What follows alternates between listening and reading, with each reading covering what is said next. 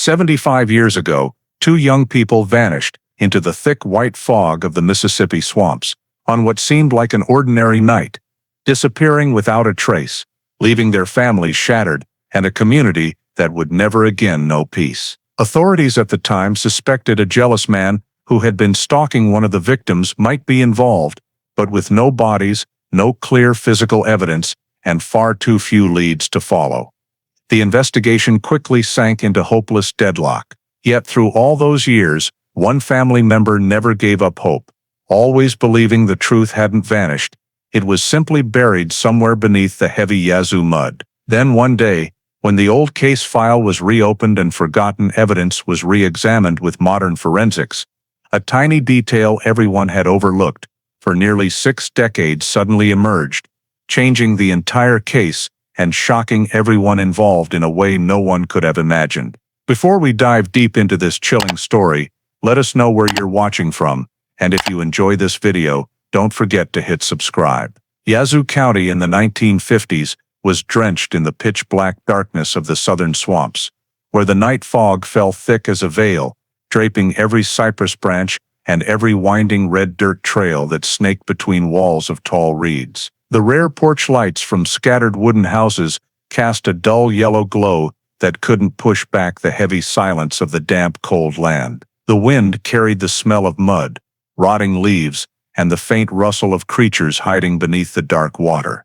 In that world stood the Red Creek Tavern, alone on the edge of a dirt road, its hanging lantern swaying gently whenever the breeze pushed through, illuminating a section of the weathered wooden facade. Inside, pale oil lamp light and the lazy wail of someone's harmonica blended into a sound that was both familiar and quietly mournful. That was the night Eleanor Price and Tom Weller showed up at the tavern, unnoticed, seeking no attention, just two old acquaintances choosing a quiet place to talk.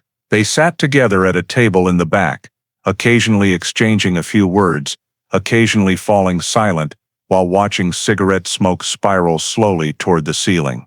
They looked relaxed. Nothing about them drew a second glance from anyone else. As the night grew deeper, they got up and left, leaving behind the half-sad, half-hazy atmosphere of the Red Creek Tavern. Their footsteps echoed lightly on the wooden porch, then faded into the crunch of gravel under tires as Tom's Plymouth rolled out of the parking lot. The car melted into the thick fog that swallowed even the headlights, heading toward Old Bee Lake Road, a narrow path cutting through dense reeds, where there were no streetlights, and no one willingly drove at night unless they had to. A man standing on the tavern porch, pulling his collar up against the wind, was the last person to see their taillights, faint yellow flickers in the mist that disappeared around a bend, as if swallowed by the swamp's darkness. Then the night drifted on, leaving absolute silence. By morning, Eleanor hadn't come home, and Tom didn't show up at the job he was never late for. The phones in their houses rang and rang with no answer.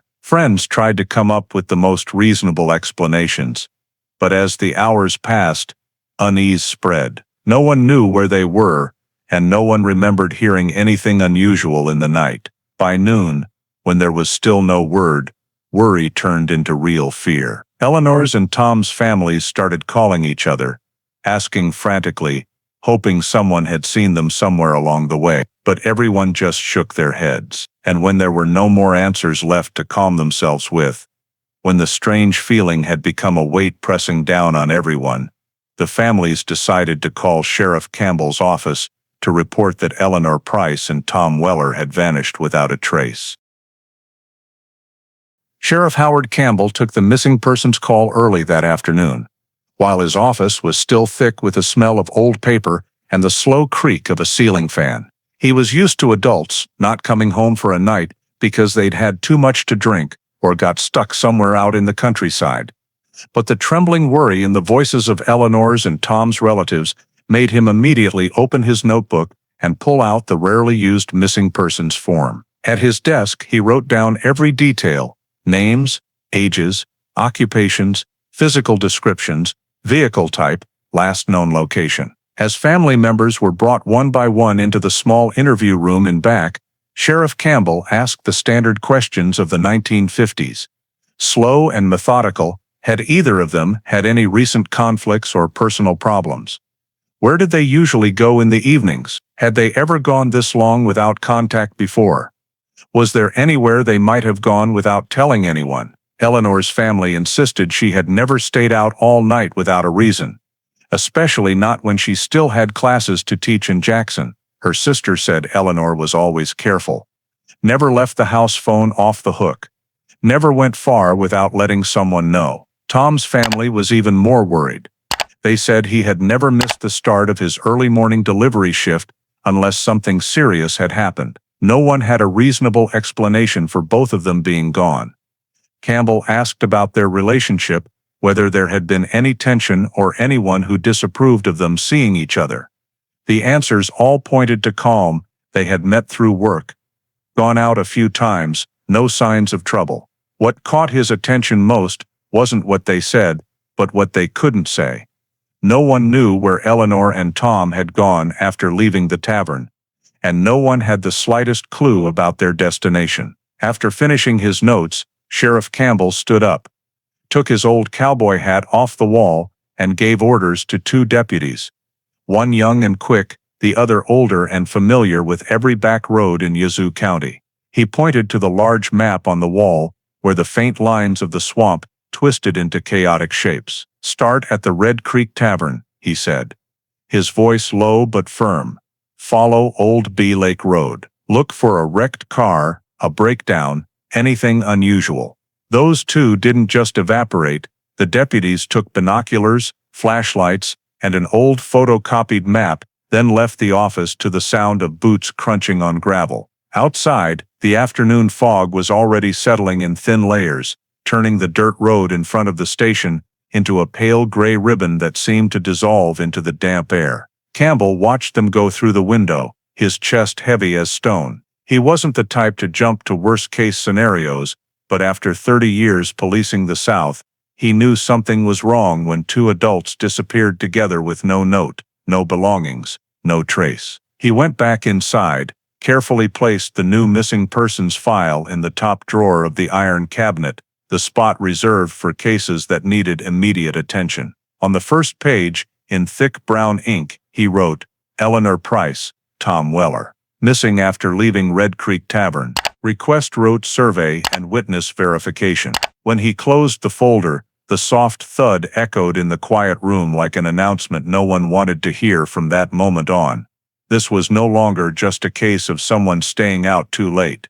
By late afternoon, when the last rays of sunlight barely touched the treetops, the two deputies Sheriff Campbell had sent out were already at the narrow turnoff to Old Bee Lake Road, a dirt track rarely used and almost swallowed by thin fog. They stopped at the beginning of the road, where cracked red clay mixed with dark mud from the distant swamp.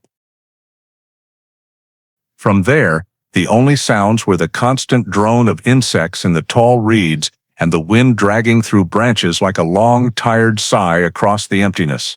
The older deputy, who knew every inch of Yazoo County, crouched down to study the surface, running his fingers through the loose dirt, then brushing it aside to check the softness underneath. Dirt roads here were used to wagon wheels and farm trucks, but he immediately noticed something that didn't belong to daytime traffic. Faint tire tracks, not straight and even, but with places where the vehicle seemed to have turned slightly or braked hard. Mud along both edges was disturbed, not deep, but enough to show a car had swerved or turned suddenly. He stood up, looked ahead, where the road curved and vanished into thick fog, and wondered whether Tom's Plymouth had driven through here the night Eleanor and Tom left the tavern. Meanwhile, the younger deputy walked along the roadside, poking the muddy edge that sloped down to a ditch with a stick. If a car had left the road and gone down into the low area, there would certainly be deep ruts or freshly broken earth, but he only saw light scrapes, as if something had brushed past but hadn't stopped. That made it hard for both of them. The marks were enough to raise suspicion, but not enough to pinpoint the car's direction. They pushed a few hundred yards farther in, where the road suddenly widened into a small clearing, the kind of spot drivers used to pull over during the rainy season, when mud reached halfway up the wheels. Here the tire tracks overlapped so much that telling direction was nearly impossible. The older deputy reminded the younger one that a single light rain would erase everything, and with Yazoo County's thick fog, faint tracks like these would be gone in a few days. They decided to fan out, each walking parallel to the main road on opposite sides, to see if there were signs of the car turning onto a side path. Tall reeds and straight cypress trunks blocked the view, but with years of experience, the older man quickly spotted a strip of shorter reeds pressed flat. It wasn't clear whether strong wind or tires had done it, but he marked the spot with a stick for the map later. At the end of the road, where Old Bee Lake Road split into two smaller paths, one leading down toward the lake's edge, the other into lower swamp, they stopped to study the ground carefully. There was no clear sign which way the car had gone, but the fact that Tom and Eleanor disappeared right after leaving the tavern made this area critical. The younger deputy pulled the old photocopied map from his pocket, laid it on the hood of the patrol car, and used a pencil to mark every suspicious spot: the road entrance, the faint tire tracks, the flattened reeds, the widened clearing, and the two forks at the end. They used a wooden ruler to measure rough distances between points and noted them with simple symbols, the way police in the 1950s did before satellite maps or GPS. When they were done, the map looked like a string of question marks connected together, no clue strong enough on its own, but every detail suggested Tom's Plymouth might have passed through here the night they vanished. When they finished, both men stood for a moment staring down the endless dirt road where the fog had thickened so much it hid even the nearest bushes. They knew that if the car had left the main track, following it would be nearly impossible. The terrain here had too many small branches leading into the swamp, and one wrong turn was enough for a vehicle to disappear into the sinking ground. The older man folded the map, slipped it into his pocket, pointed back toward the main road, and said they needed to report their findings to Sheriff Campbell. The younger one nodded, took one last look at the fog-covered fork, then climbed into the patrol car. As they headed back to the main road, dusk had turned the sky a deep blue-green, and the road behind them, with its faint tire tracks, disturbed mud, and sparse markers, felt like a chain of half-real clues, hinting that Eleanor and Tom had come this way, yet offering no certain answers. Still, for the two deputies, the map they had made was at least a first, fragile step toward tracing the couple who had vanished into the Yazoo County fog. Tom Weller's house sat far back behind a weathered wooden fence, with a wide dirt yard in front and a few tall old pines standing straight, their shadows stretching long in the late afternoon light. When the two deputies returned from Old Bee Lake Road, Sheriff Campbell sent them to check Tom's house first, to see if there was any sign he had come home after leaving the tavern with Eleanor. The dirt driveway leading to the house was so quiet that the sound of the patrol car's tires crunching over dry leaves felt loud, like they were intruding on a place time had forgotten. The front door of the dark oak house was locked tight, with no scratches or pry marks. The older deputy tried the knob, shook it gently, then looked at his partner and shook his head. No forced entry, no one had broken in. They walked around to the back, where there was a small porch and a side door into the kitchen. That door was locked too, with no heavy dents, no splintered or bent wood. Dust lay evenly along the edges, showing the door hadn't been opened since the night before. That quietly confirmed Tom had left the house completely normally, not dragged out or chased while at home. After confirming no break-in, they used a spare key brought by Tom's cousin, who had arrived to help. The door opened with a soft creak of hinges, revealing an interior that was both tidy and typically bachelor Southern, furniture neatly placed but not fussed over, the smell of old wood mixed with a hint of tobacco. In the living room, the first thing they noticed was the wooden chair by the dining table slightly out of its usual spot, as if Tom had stood up while talking to someone across from him, or had gotten up quickly, but not in a panic. On the table was a half-finished glass of water, the condensation long gone, but the dried ring on the rim proved it had been poured not long before he left. That suggested Tom had been planning to continue his normal routine, with no intention of being gone long. A simple man like him rarely left a glass half-drunk if he meant to be away for days. They looked closely around the living room, no signs of a struggle, nothing overturned, no evidence a stranger had been inside. The small rug in front of the armchair was flat, not slid or pushed out of place. Tom's two house slippers sat neatly by the corner of the sofa, proving he had changed into shoes before going out, a completely ordinary daily habit. The east window had its curtain pulled halfway. The older deputy pointed to the even layer of dust on the edge, showing no one had yanked it or tried to peer in during the night. In the kitchen, the sink was clean, with only one plate turned upside down on the rack. Nothing was left half-cooked on the stove, meaning Tom hadn't walked out in the middle of making supper. The small refrigerator was closed tight, undisturbed, further confirming he had left calmly and in control. Tom's bedroom was at the end of the hall. The door stood ajar, as he usually left it for airflow. On the bed, the blanket was folded neatly, the pillow in its proper spot, no sign he had slept there that night. On the nightstand was an open book turned face down midway through, as though Tom had been reading but planned to come right back to it. It was a repair manual, fitting his daily work. In the drawer, Tom's wallet was still there, with all his papers and cash untouched. That proved he hadn't planned to leave town, because Tom always carried his wallet when going far. They checked the bathroom. No signs anyone had tried to wash blood away, no towels thrown down wet or stained.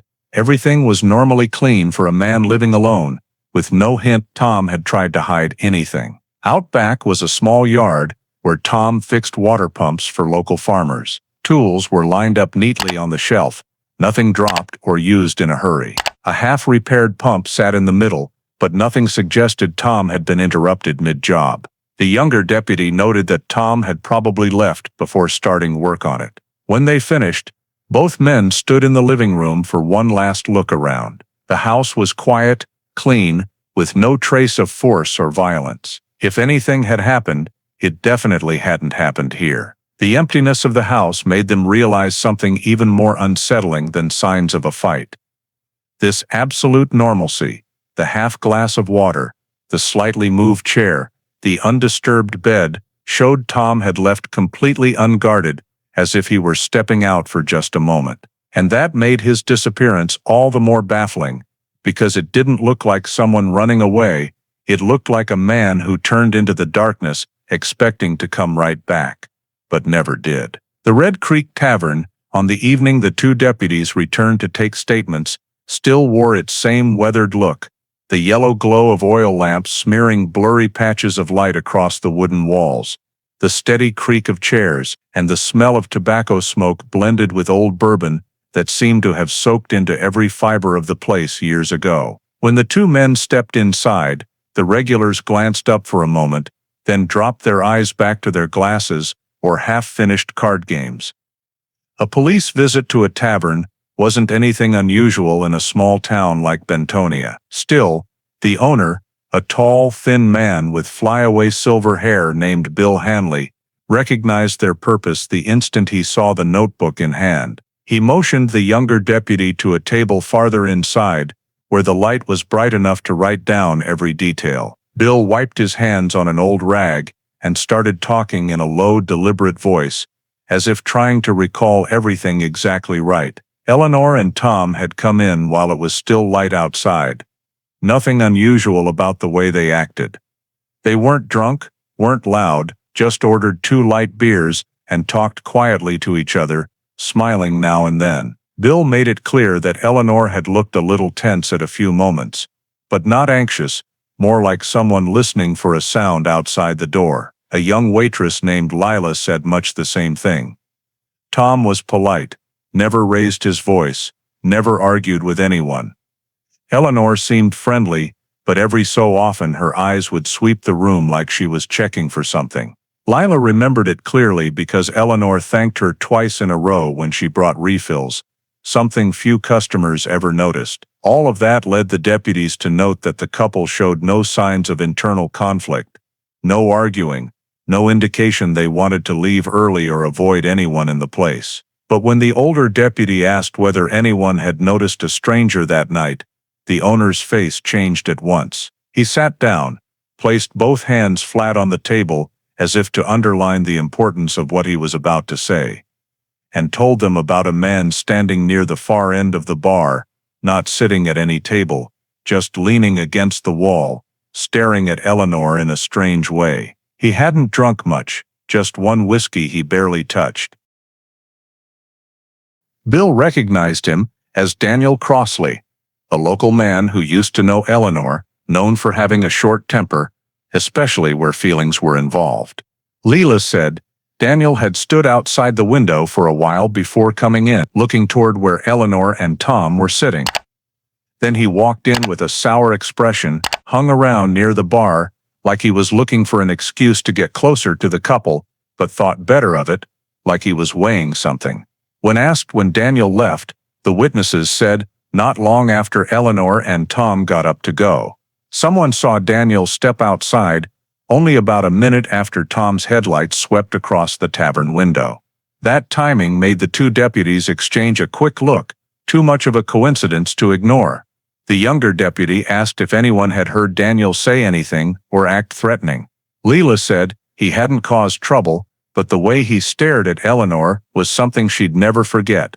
Not the look of someone running into an old acquaintance, but the look of a man who felt replaced.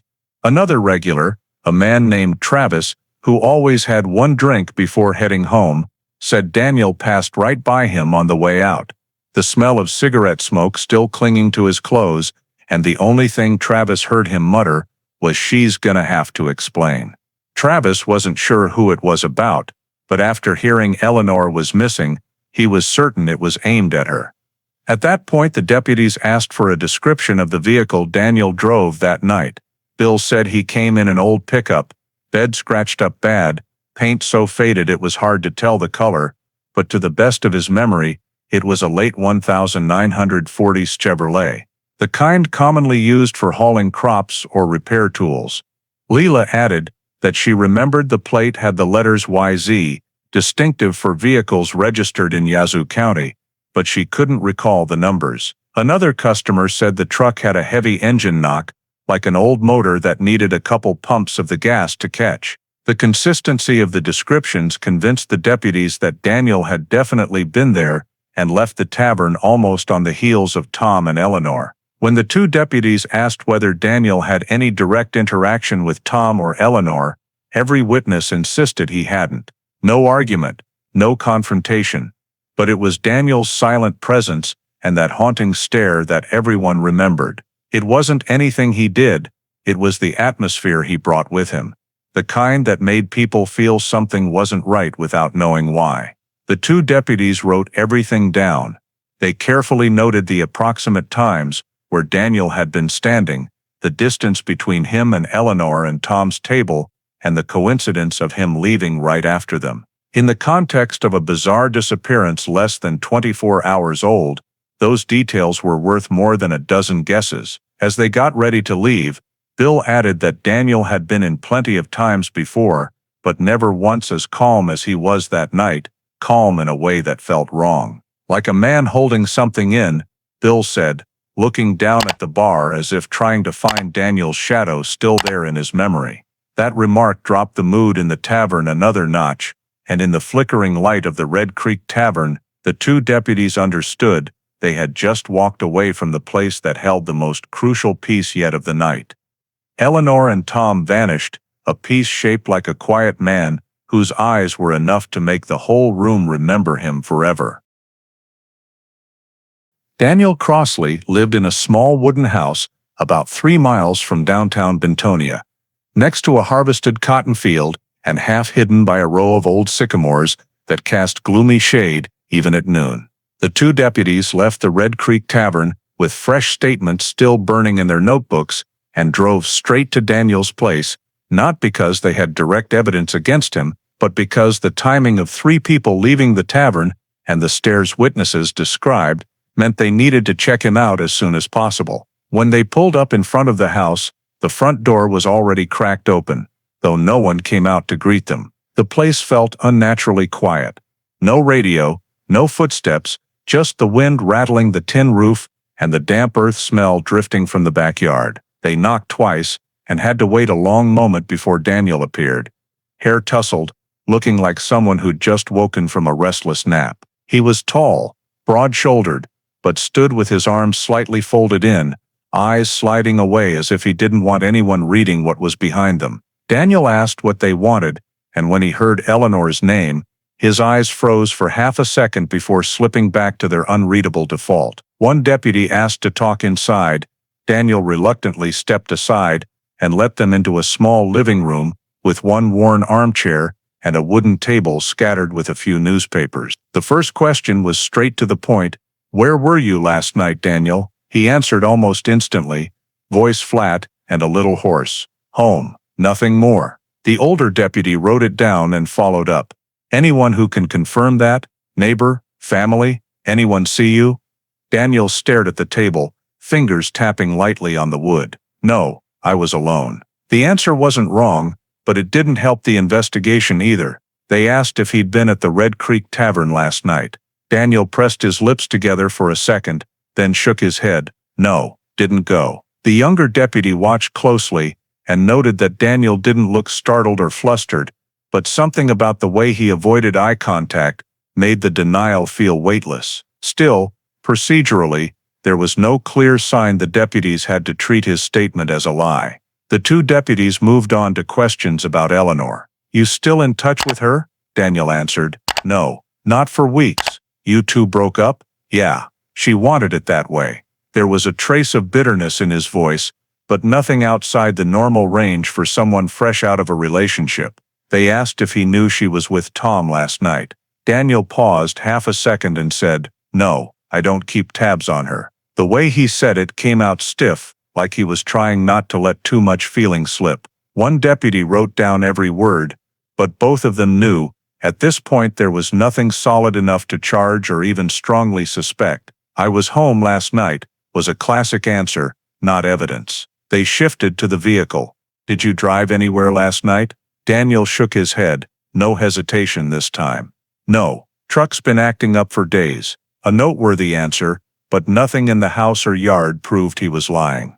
The garage door was shut, and without a warrant the deputies couldn't demand it be opened. What stuck with the two deputies most was how Daniel kept his gaze fixed somewhere in the middle of the table, rarely looking straight at them. Not exactly fear, not confidence either, more like a man who knew he was being watched, but wanted to keep enough distance so no one could see more. When they mentioned witnesses who'd seen Daniel at the tavern, he raised an eyebrow slightly and said, "They're mistaken. I wasn't there last night." Not challenging, not overly defensive, just enough to stay out of a direct fight. To the deputies, the silence of the house, the brevity of his answers, and Daniel's calm could all be the natural reaction of a man being questioned about an old girlfriend or the signs of someone hiding something. But without evidence, they couldn't push harder. When the interview ended, Daniel walked them to the door and leaned against the frame, watching as they stepped down the porch. His eyes weren't evasive anymore, they were blank, like still water that gave away no ripple. The two deputies got back in the car and quickly compared notes. No direct contradictions in his statement, no resistance, no signs of a struggle or hurry inside the house. Daniel hadn't gotten agitated, hadn't trembled, hadn't slipped up. All they really had was the strange stare at the tavern. Information that came only from witnesses. As they started the engine and pulled out of the yard, Daniel was still standing in the doorway, hand gripping the frame, watching the patrol car disappear down the dirt road without showing anything that could be used as a lid. For the deputies, that morning's interview had only ruled out a few possibilities and added a few lines to the file, but it hadn't produced any real answers. Yet that very excessive calm was the reason they couldn't drop Daniel from consideration. Even without evidence to charge him, he remained the person who needed closer watching than anyone else. Highway 49 stretched like a gray ribbon cutting across the red dirt of Yazoo County, where heavy trucks regularly rolled through carrying cotton, timber, fuel, and every kind of goods for the little towns scattered around the swampy lowlands. After leaving Daniel Crossley's house, the two deputies continued collecting statements along that route. Because if Tom and Eleanor had left the Red Creek Tavern and taken Old Bee Lake Road, anyone traveling the highway that night might have seen something they didn't realize was important at the time. Their first stop was an old gas station where truckers usually filled up. There they met Earl Thompson, a longtime truck driver, skinny, stoop-shouldered, eyes always narrowed like he was trying to peer through the night fog he knew so well. When asked if he'd seen any vehicle lights turn off the highway unusually toward the swamp last night, Earl nodded fast, as if the question had hit exactly what he'd been waiting to tell someone. He said that at a pretty late hour, while driving north, he saw headlights coming up behind him, and instead of continuing straight on the highway like most cars did at that time, that vehicle suddenly slowed, flashed its lights, then turned onto the dirt road that led to Old Bee Lake. Earl couldn't remember the color of the car or the plate because of the heavy fog, but he was certain the headlights were high enough that it wasn't a truck. It was a passenger car, and its lights disappeared into the mist almost instantly after the turn. He emphasized that nobody took that spur unless they had a clear reason, because it was low ground, narrow, and usually muddy. That statement got the deputies' full attention because it lined up perfectly with the direction they suspected Tom and Eleanor had gone. Leaving the gas station, they stopped at a nearby farm where an older farmer named Curtis Ford was splitting firewood under a cypress tree. Curtis lived not far from Old Bee Lake Road and knew every sound the area made. When asked if he'd heard a car engine or any strange noise last night, Curtis set the log down, leaned on his axe, and said that at some point in the night he heard an engine rev hard, very clear in the quiet. The sound wasn't like a truck or a tractor. It was a car engine being gunned for a few seconds and then cutting off, leaving a silence so complete, he thought he might have imagined it. He went into more detail. The noise didn't last long, but it was enough to make him look up, because it came from the swamp area, where no one had any business driving at night. What stuck with the deputies most was how Curtis described the timing. He couldn't pin down the exact hour, only that it was still dark, but not the middle of the night. Meanwhile, Earl was certain he saw the headlights turn into the swamp fairly late, possibly after the tavern closed. Another driver questioned at a roadside diner said he too had glimpsed flashing lights at the turnoff, but wasn't sure if it was headlights or just reflection from someone's house. All three accounts had value. One saw headlights, one heard an engine, one saw a faint flash. Yet when the deputies tried to stitch the information into a single timeline, everything stayed blurry. No one could remember the exact time anything happened. One said maybe before midnight, another pretty late. The third, around the time I was getting ready to head home, but he didn't remember when that was either. In Yazoo County, where time was measured by sunset, cricket chirps, or daily routines, pinning down an exact hour was almost impossible. The two deputies carefully wrote down every detail, marking similarities and differences. One thing they were sure of, a passenger car had gone into the swamp area the night Eleanor and Tom disappeared, and the sound Curtis heard fit the possibility of a vehicle being gunned or struggling on rough ground. But since no one remembered the time, no one got a clear look at the car, and no one saw who was inside, those fragments of information were like echoes from the night before. Real, unmistakable, but impossible to grasp completely. As the deputies left Highway 49, the sun was low, painting the road with the last red light of the day. The timelines they had collected looked like a string of dots with no connecting lines. Direction and shape were there, but not enough to draw a picture. Still, those statements confirmed at least one important thing. Someone had left the main road and gone into the swamp that night, and that made the theory that Eleanor and Tom had taken that dangerous turn feel heavier than ever. Even with the vague timing, these witnesses had provided a new piece. The swamp didn't just swallow light, it swallowed precision too, leaving behind scattered sounds and images the deputies would have to struggle to piece together if they ever wanted to know what really happened. The Yazoo swamp the next morning still lay under its usual gloom.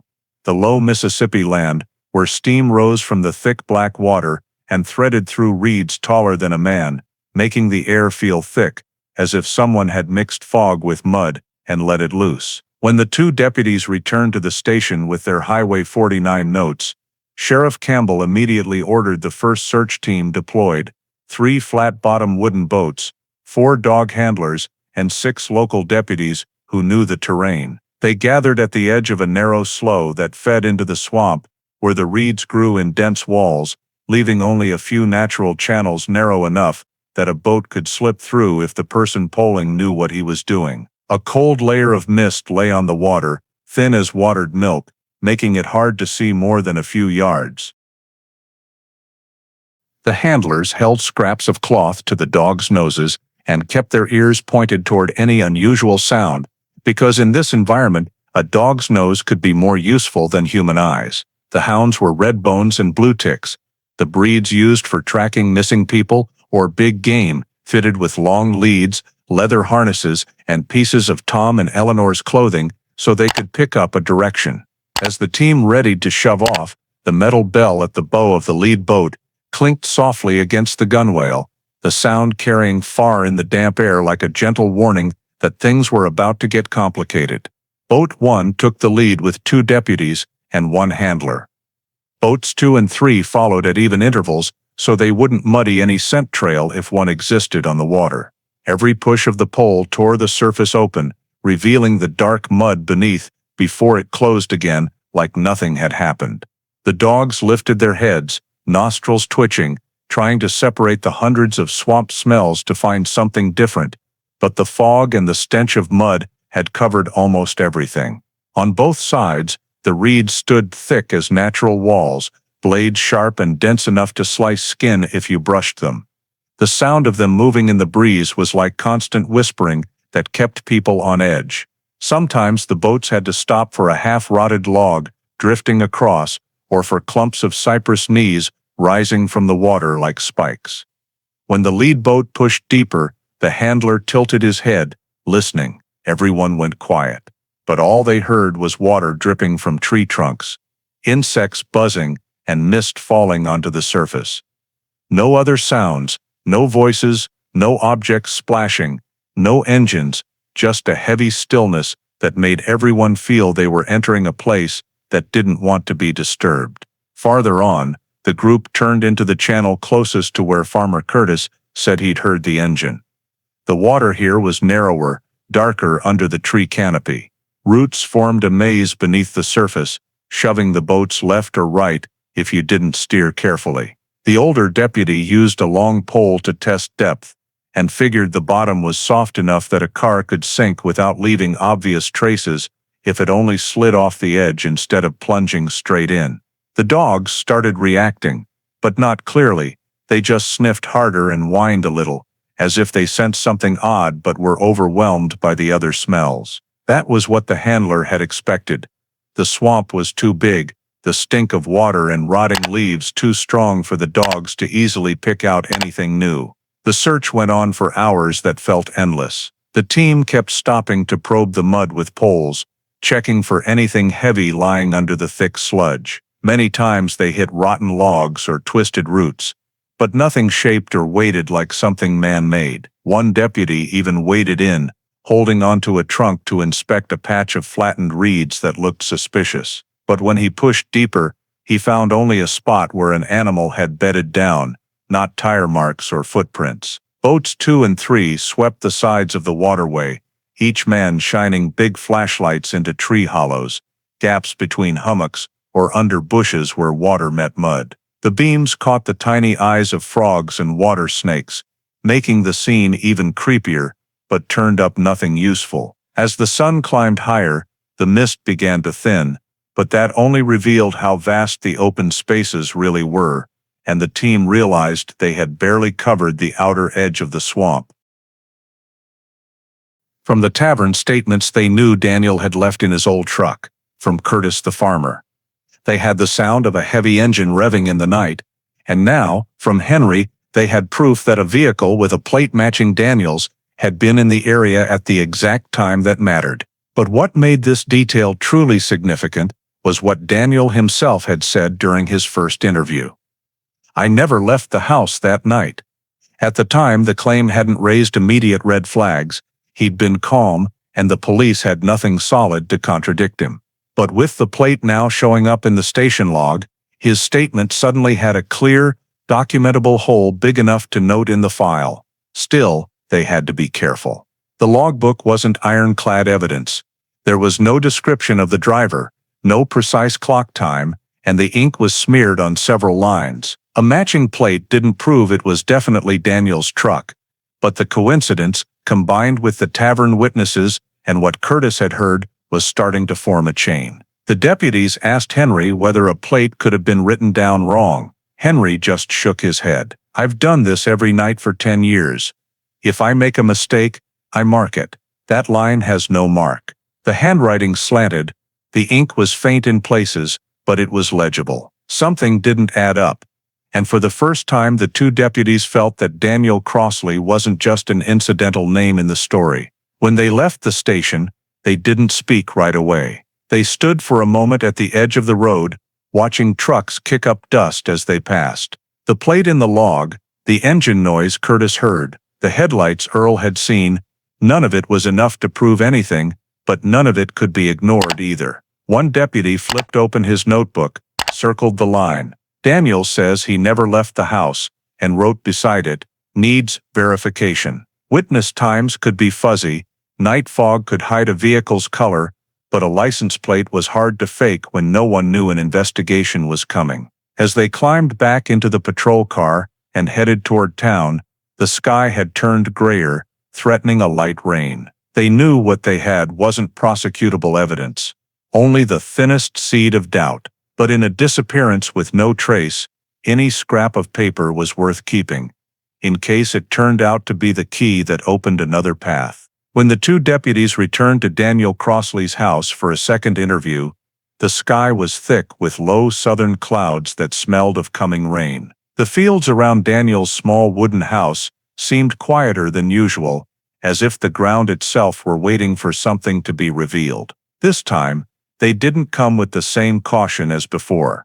They came with one specific question: why did a plate matching his truck show up in the Bentonia station log the night he swore he stayed home? When they knocked, Daniel opened the door faster than last time, his face alert, but his eyes flickering with wariness. He blocked the doorway for half a second, as if weighing whether to let them in, then stepped aside and motioned them inside. One deputy got straight to the point. No preamble. "Daniel, last time you told us that the night Eleanor disappeared you never left the house. We just checked the license log at the Bentonia station. A truck with the plate YZ427 showed up that night. Is that your truck?"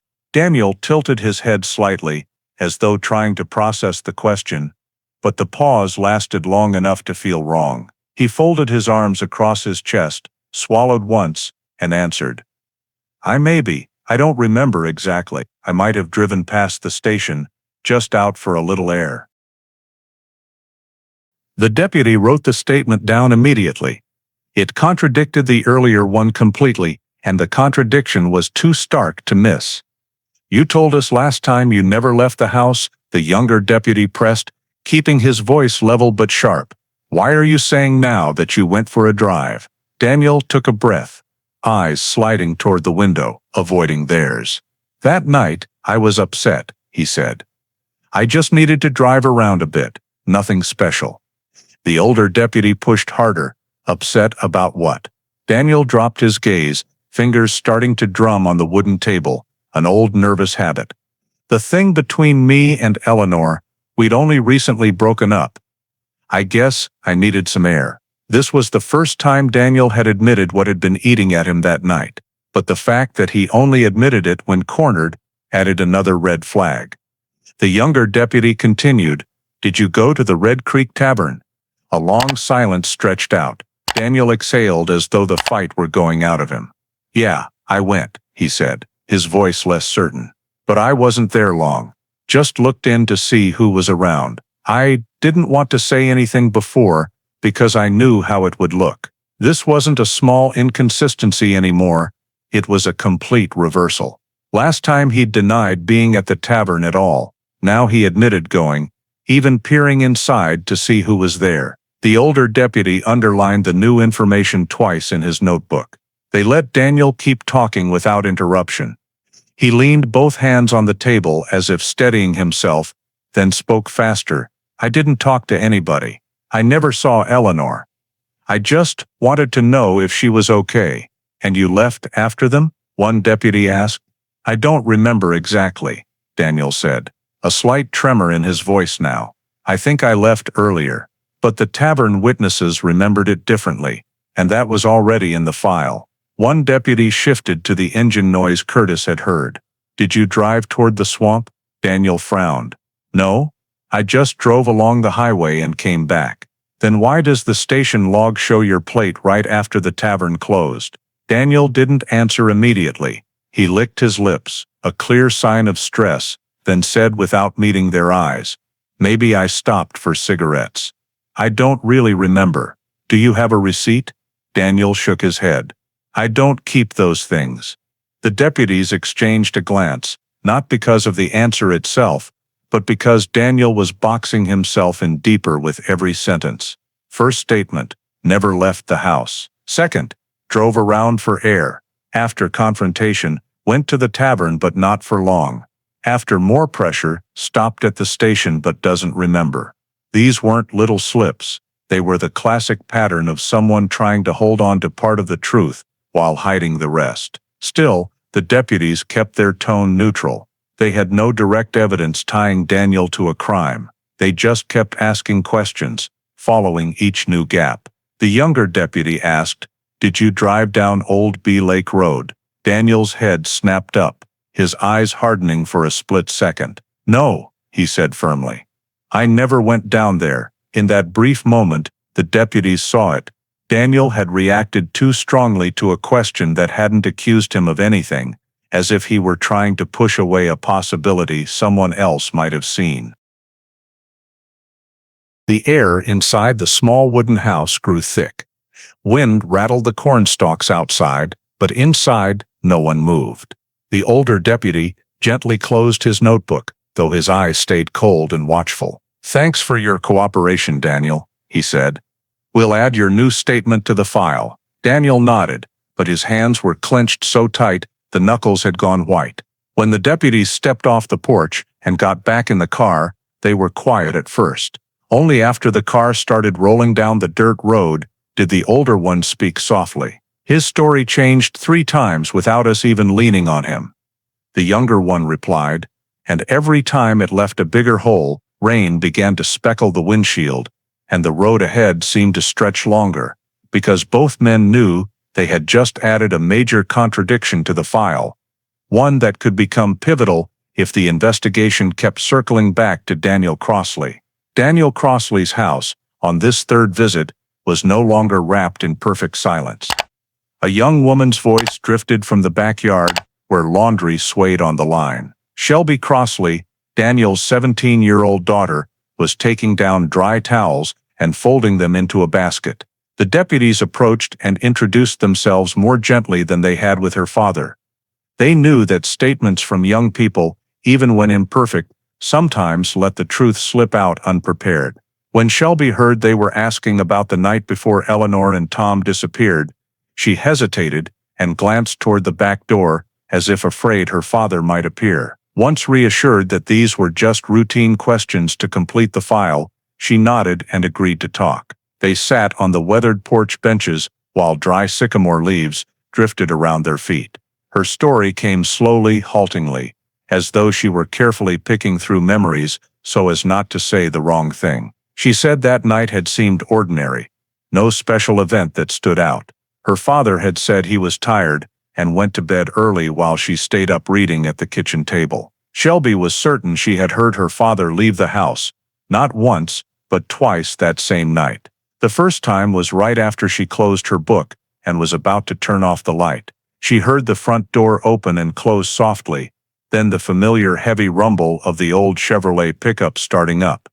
Daniel always had to pump the gas a few times before the engine caught. She figured he just needed some air. He sometimes did that when something was bothering him. What stuck with her was how he acted when he came back from that first trip. Shelby said she only caught a glimpse of him hurrying down the hall straight to the bathroom without a word, as if he didn't want her to notice he'd been gone. She heard water running hard and long, like he was trying to scrub something stubborn.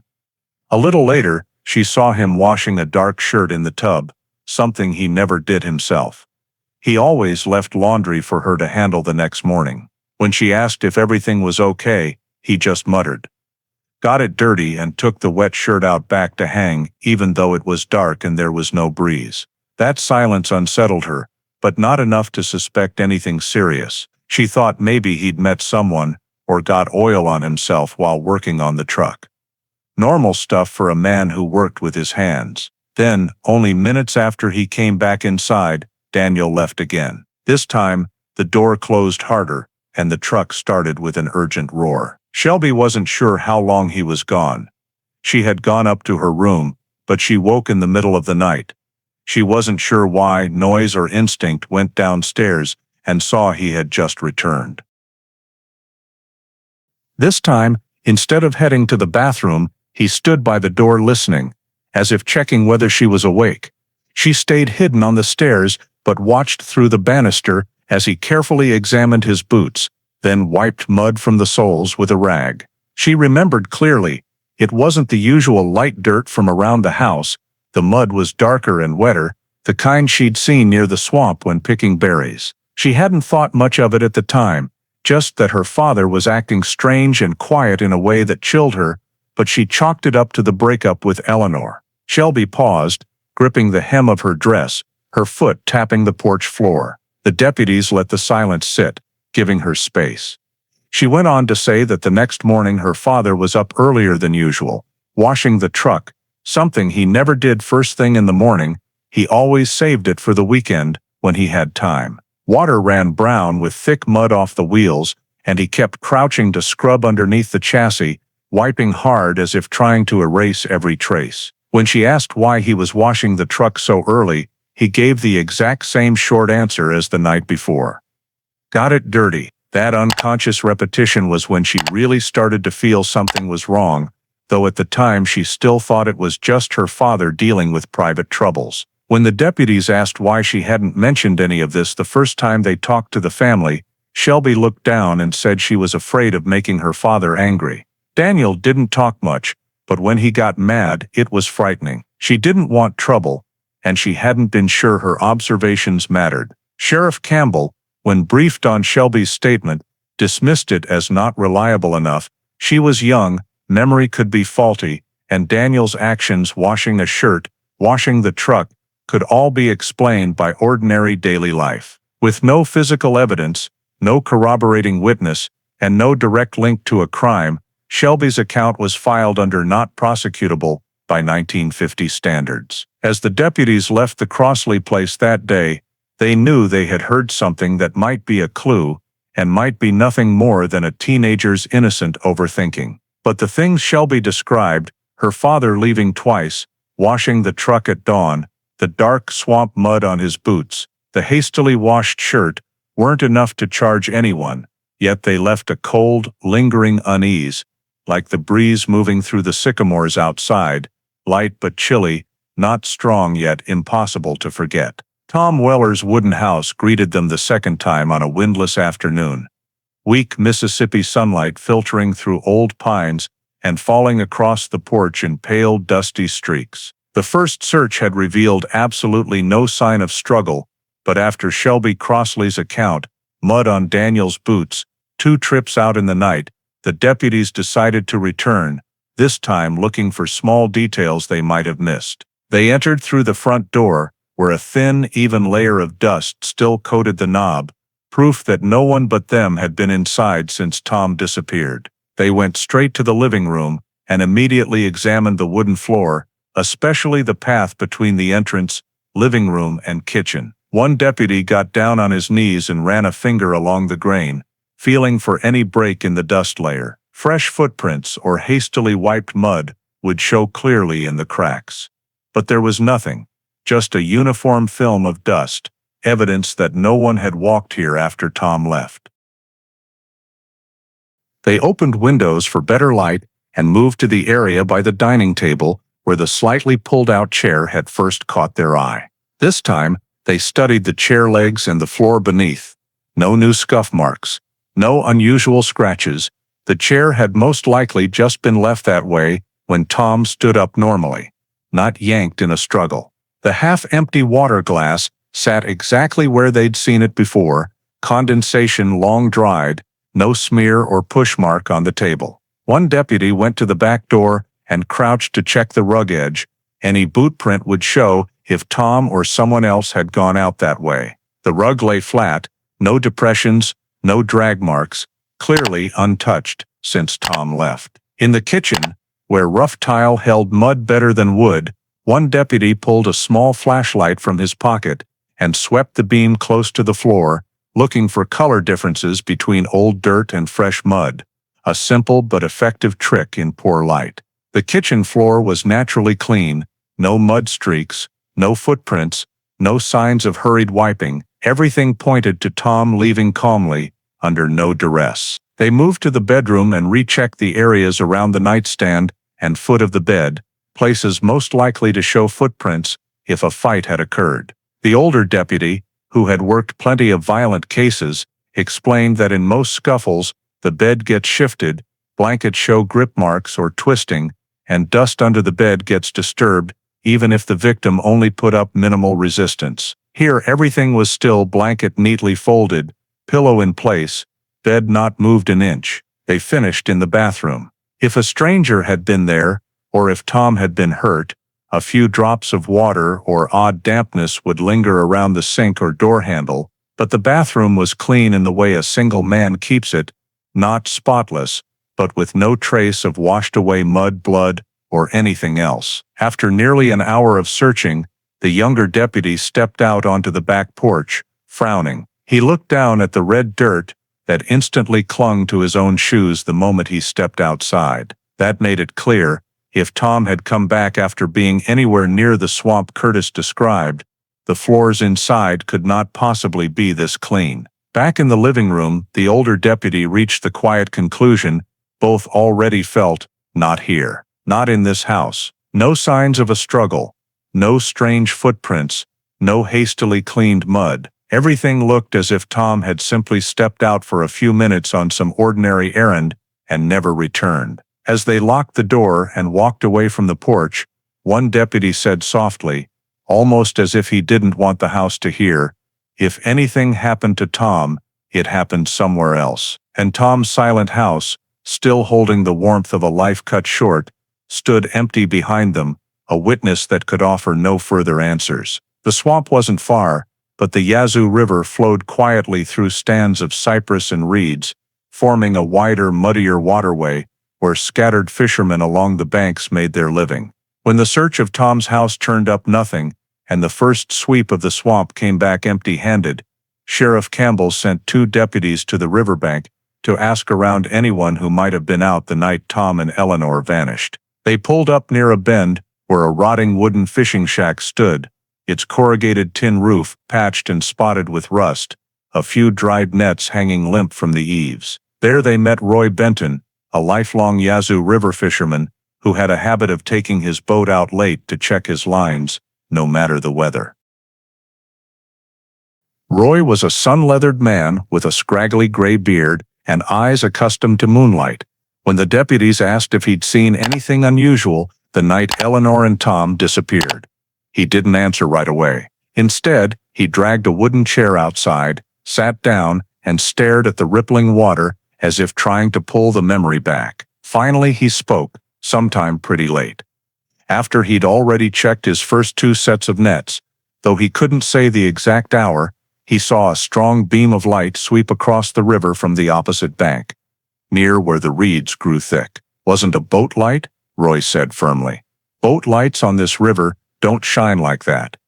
It was like a car headlight hitting the water." Anyone familiar with the Yazoo knew boat lights gave off a pale, washed-out glow that spread soft with the waves. But the light Roy saw was sharp and hard, the kind a car's headlamps make from higher ground when they cut through fog and rake the river. It only lasted a few seconds, as if the vehicle flashed its lights then killed them or turned away. Most importantly, the direction it came from the area bordering Old Bee Lake Road, where the reeds met a steep bank dropping to the river. One deputy immediately pulled a small map from his pocket and marked the spot Roy pointed to. If that really was a car headlight, it meant a vehicle had been right at the river's edge that night.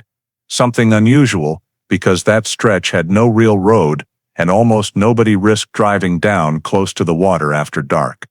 The ground was soft and prone to collapse. Roy added that just before the light vanished, he heard a very faint splash, like something being eased into or touching the water.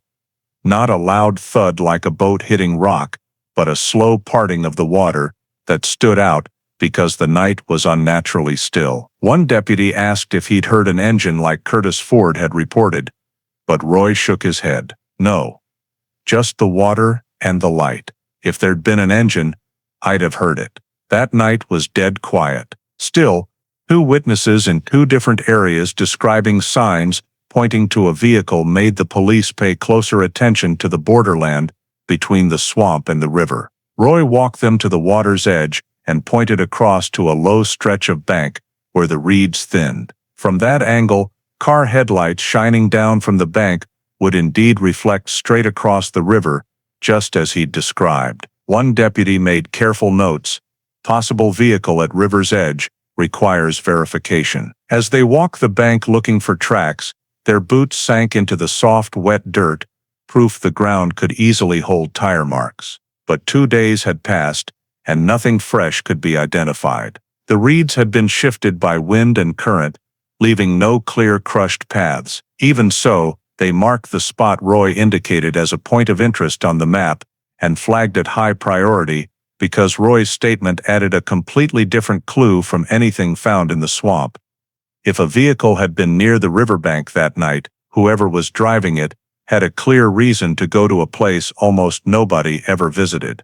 As they left, Roy leaned against a post in front of his shack, slowly chewing tobacco, eyes following the water as it shifted color in the sunset. He said nothing more, but his slow nod felt like confirmation that what he'd seen was worth remembering. And the police did remember, in a missing persons case with no bodies, no physical evidence, and no clear crime scene, sometimes a single flash of light across the water was enough to open an entirely new area on their search map.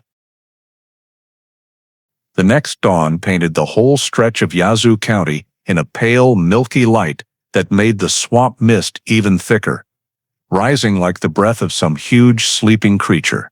After Roy Benton's statement at the Yazoo riverbank, the search teams were ordered back to the Swamp River border, widening the sweep to include shallow backwaters and dense reed patches that had been skipped the first time.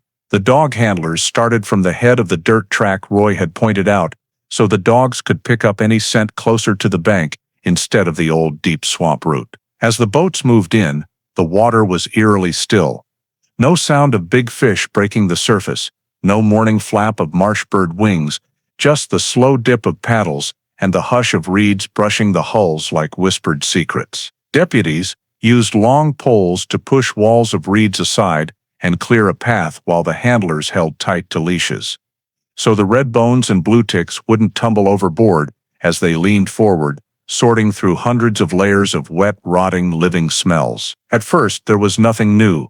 Soft mud flats, wind-scattered water, patches of sinking ground that rocked the flat-bottom boats. But when they reached the area, Roy said the light had swept across the water, the dogs changed. They stood rigid, sniffed deep, tails stiff, then let out low, urgent baying that meant they'd caught something different from the background swamp stink, not animal, not decayed vegetation. The senior handler ordered every boat to stop moving so the scent wouldn't be diluted or the water stirred too much. All 3 boats drifted in silence, the only sound the soft creak of ropes against gunwales. The dogs pulled hard left, toward a channel where reeds grew taller than a man's head. "Something's in there," the oldest handler said, his voice rough but certain. The lead boat nosed in behind the dogs, paddles parting the reeds, and when a small clearing appeared between mud bank and tangled roots, a young deputy's eyes locked on something half-submerged,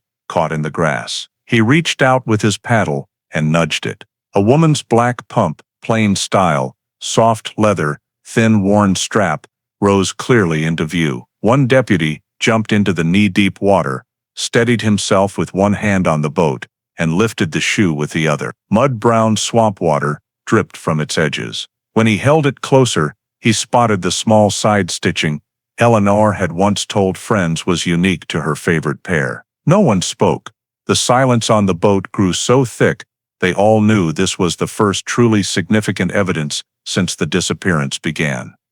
A deputy wrapped the shoe in a clean cloth sack and tied it shut to prevent contamination. While they were still focused on the shoe, the dogs suddenly yanked the other way, toward a patch of dead reeds and low brush, forming a hidden corner between two rises. One deputy aimed a flashlight and saw a small soaked scrap of paper stuck to a reed stalk by a thin layer of mud. He waded over, crouched, and carefully lifted it. The paper was so soft it nearly tore, but when he laid it on his palm, faint pencil marks appeared, only fragments, the water having eaten more than half the page. "Looks like a page torn from a notebook," someone said. The edge had the telltale perforations of a small pocket pad.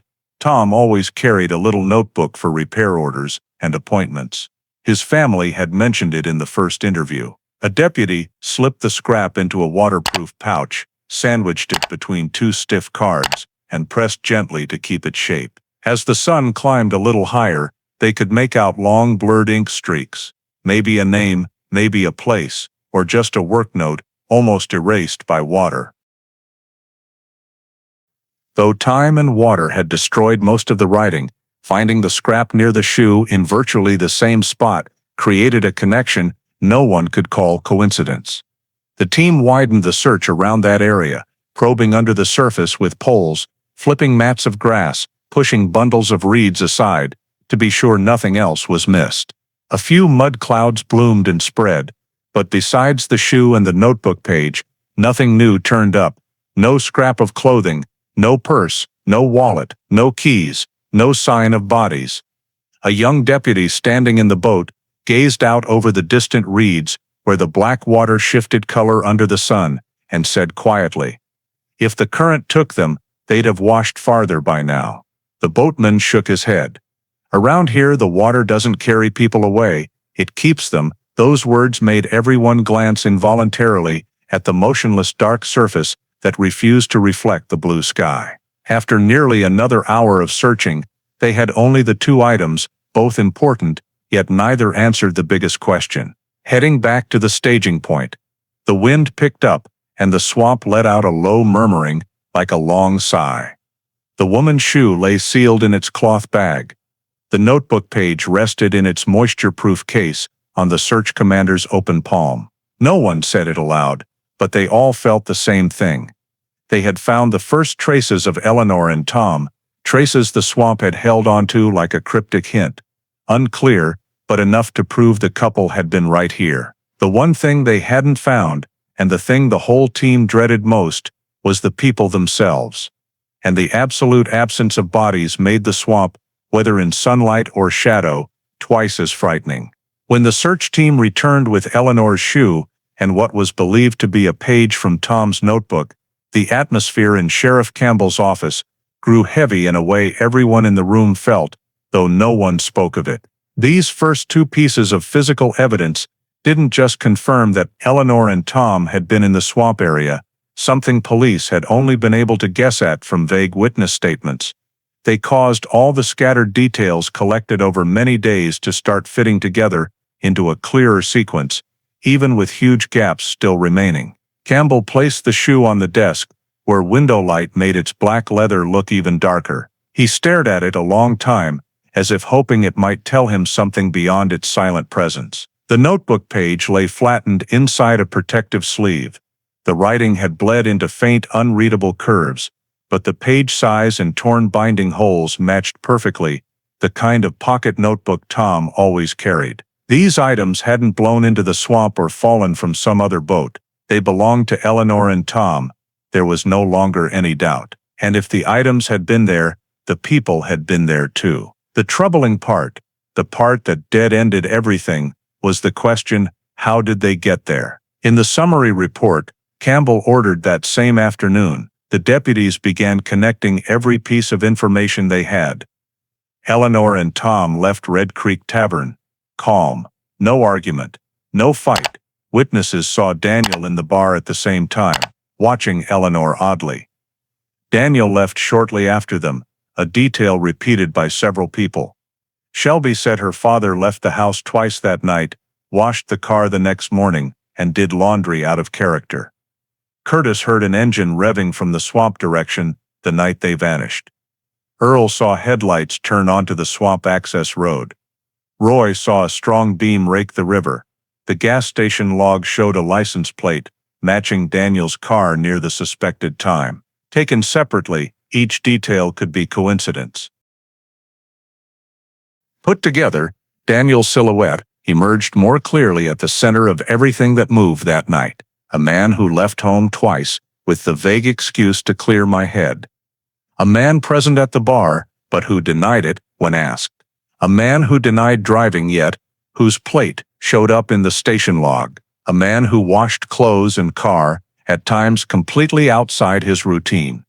A man with an obvious emotional motive, but however much the chain of logic made Daniel look guilty, police in 1950 still faced the harsh reality of investigative limits at the time. Everything they had was testimony, witness statements, family statements, Daniel's own statements. No bodies, no signs of violence, no defined crime scene, no direct physical proof a crime had even occurred. The swamp had given back one shoe and one notebook page. It gave back no blood, no drag marks, no torn cloth, no bodies. And in 1950 conditions, with forensic science still primitive, no DNA, no microtrace analysis, no equipment to dredge heavy objects from deep mud. Police could only go so far before being forced to stop at gaps they couldn't fill. Campbell looked at the compiled report on his desk. Every line seemed to sketch Daniel standing in the swamp's shadows, a suspicious figure but untouchable. He knew Daniel was probably lying. He knew the contradictions in Daniel's statements couldn't be ignored, but he also knew contradictions were not evidence. Odd behavior was not evidence. Coincidental presence was not evidence. And one shoe plus one notebook page, no matter how painful, could not be used to charge anyone.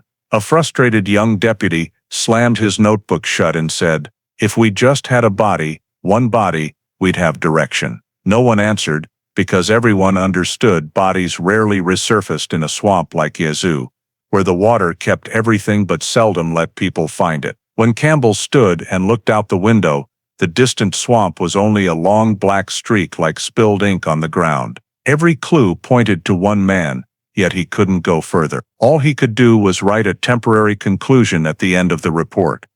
Current leads strongly suggest involvement of Daniel Crossley on the night of the disappearance, however. In the absence of direct evidence or bodies, prosecution cannot proceed. That closing sentence left the whole room silent. A truth that was obvious yet unprovable was always the hardest thing to swallow in an investigation. And from the perspective of those still searching for answers, the Yazoo swamp's silence in the days that followed felt almost like mockery. It knew what they didn't, but it wasn't telling. In 1951, after Mississippi's thin winter had passed, and the first rains of the year made Yazoo County mud even thicker, Sheriff Campbell's office grew quiet in the way only dead-end cases create. Eleanor's shoe and the notebook page believed to be Tom's, the only two pieces of evidence recovered after weeks of searching, sat on the desk awaiting final processing, sealing. Campbell pulled on cloth gloves and carefully placed the shoe into a thick brown paper evidence bag closed with string, the kind used back then for everything from knives to personal papers. The notebook page was pressed between two thin cards to keep it from tearing, then slipped into another paper bag and glued shut. There were no printed labels. He wrote in black pencil on each bag, "Evidence. Disappearance of Eleanor Price and Tom Weller, Yazoo County, 1950. His handwriting wasn't even, but it was clear enough that anyone reading it later would know two human beings had once been searched for in a swamp that swallowed light. When Campbell signed beneath the writing on each bag, the room fell into an odd stillness. That was the moment he understood better than anyone that what he was doing wasn't just filing evidence, it was closing the case's last remaining hope. No bodies, no charging evidence, no direct witnesses, no signs a crime had taken place, nothing strong enough to take to court. In the conditions of Yazoo County 1951, what the police had found was enough to raise suspicion, but not enough to reach a conclusion. The search teams had stopped after one final disappointing week, when the swamp returned to its natural silence, absorbing every human sound and giving back only the unchanging black surface of the water.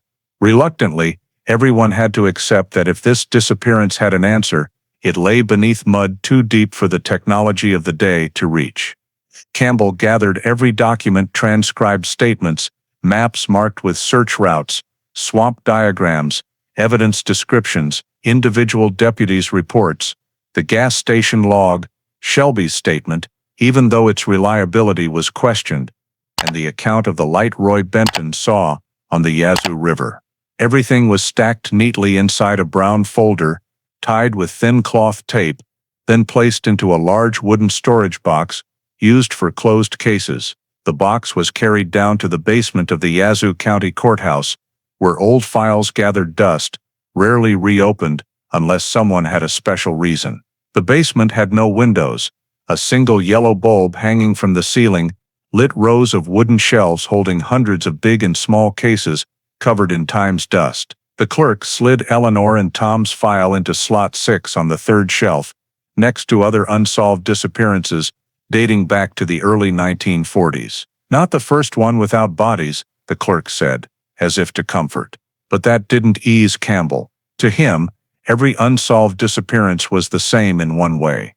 It left questions hanging that no one had enough evidence to brush aside. When the steel storage room door rolled shut, the metallic echo rang down the long hallway, marking the moment the case officially entered indefinite suspension. From that day on, the file no longer sat on Campbell's desk, no longer passed through any deputy's hands, no longer came up in morning briefings. It was pushed to the bottom of priorities, existing only as one tied bundle of papers among hundreds of others, each holding part of a story that would never be fully told. Over the following months, as Yazoo County returned to ordinary life, Eleanor and Tom were still occasionally mentioned on quiet evenings at Red Creek Tavern, but each time their names came up, people's eyes instinctively turned toward the distant swamp, where white mist lay over the water like a veil burying secrets. There were no more searches, no new witnesses appeared, no further evidence rose from the mud. The file was closed, not because the police wanted it that way, but because they had nothing left to do. And from that point in 1951, the disappearance of Eleanor Price and Tom Weller officially became a cold case. A story abandoned in darkness, held by the swamp, and covered by a thin layer of dust in the Yazoo County archives. Nearly 6 decades after the files of Eleanor Price and Tom Weller were shoved into the cold storage of Yazoo County, the Yazoo River still flowed quietly through the ancient cypress forests, as if it had no idea that beneath its murky water lay a secret buried for almost 60 years. In early 2009, when a dredging and riverbank reinforcement project was launched to prevent erosion in the residential area near the northern bend of Bentonia, the crew of workers and technicians accidentally discovered a large metal object on the riverbed. At first, they thought it was a piece of scrap steel or the rotted hull of an abandoned boat from wartime, since this stretch had once been a place where people dumped junk iron to keep the waterway clear for boats. But when one of the crane hooks wrapped around the metal piece and the crane tried to lift it, the surface of the water suddenly boiled with bubbles as the shadow of something heavy left the bottom. A shout went up as the thick black mud began to peel away from the object, revealing the familiar curve of the rear end of an old sedan. The dredging technician in charge signaled to stop and called for additional cables and straps to keep the frame from snapping during the pull. As the crane lifted the object higher, the sight became unmistakable. It was a 1949 Plymouth, the exact make and year owned by Tom Weller. The chassis was deformed from decades underwater, the paint almost completely gone, leaving the metal body corroded to a mottled gray-brown. Mud clung to every crevice and poured down in thick, viscous streams as the car was lifted clear of the water. But what silenced the technicians and made the workers step back instinctively was the condition of the rear end. It wasn't just lightly dented from a normal collision, it was crushed inward in a sharp, dramatic curve. The force strong enough to collapse the entire rear section, as if something had pushed the car straight down and then smashed it against the bank or a submerged rock before it finally sank. One worker blurted out, "No way a car falls in like that on its own." And he was right. The riverbank where the car was found had no natural slope.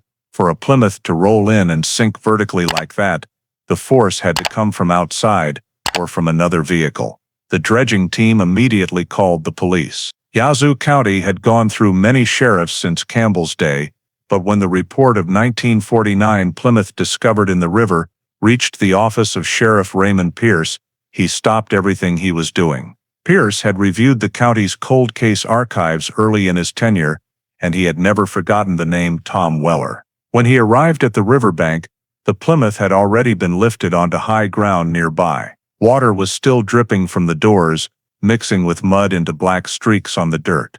The front and rear doors on the right side were rusted shut, but the left side windows were completely shattered, leaving only the metal frames. Pierce crouched down and shone his flashlight into the driver's compartment. Inside, the shape of the rotted leather seats remained, springs poking out like exposed bones. Thick mud coated the dashboard, but he immediately spotted something lying askew beneath the passenger seat area. A small round object that weakly reflected the light through the silt. A coin on a key ring hook. The exact kind Tom always carried as a good luck charm when he went out to fix pumps for local farmers. There were no bodies in the car. That fact hung in the air like a tear, because finding the Plymouth was the first bone of the skeleton of truth. But without bodies, it was just a shell, the remains after 6 decades in black water. Still, the most important thing Pierce noticed wasn't inside the cabin, it was at the rear. The deep, sharp indentation and the clear direction of force showed the car had been pushed. Not rolled, not drifted, not an accident. "Somebody wanted this car to disappear," Pierce said aloud, though only the water and the exhausted workers heard him. One technician offered, "Could have been hit by a truck." Pierce looked at him, then at the dent. Exactly the height of the rear bumper on a late 1940s or early 1950s truck. The observation wasn't just reasonable, it was chilling, because in the entire 1950 file, only one person owned a truck that matched Daniel Crossley. But Pierce stayed calm.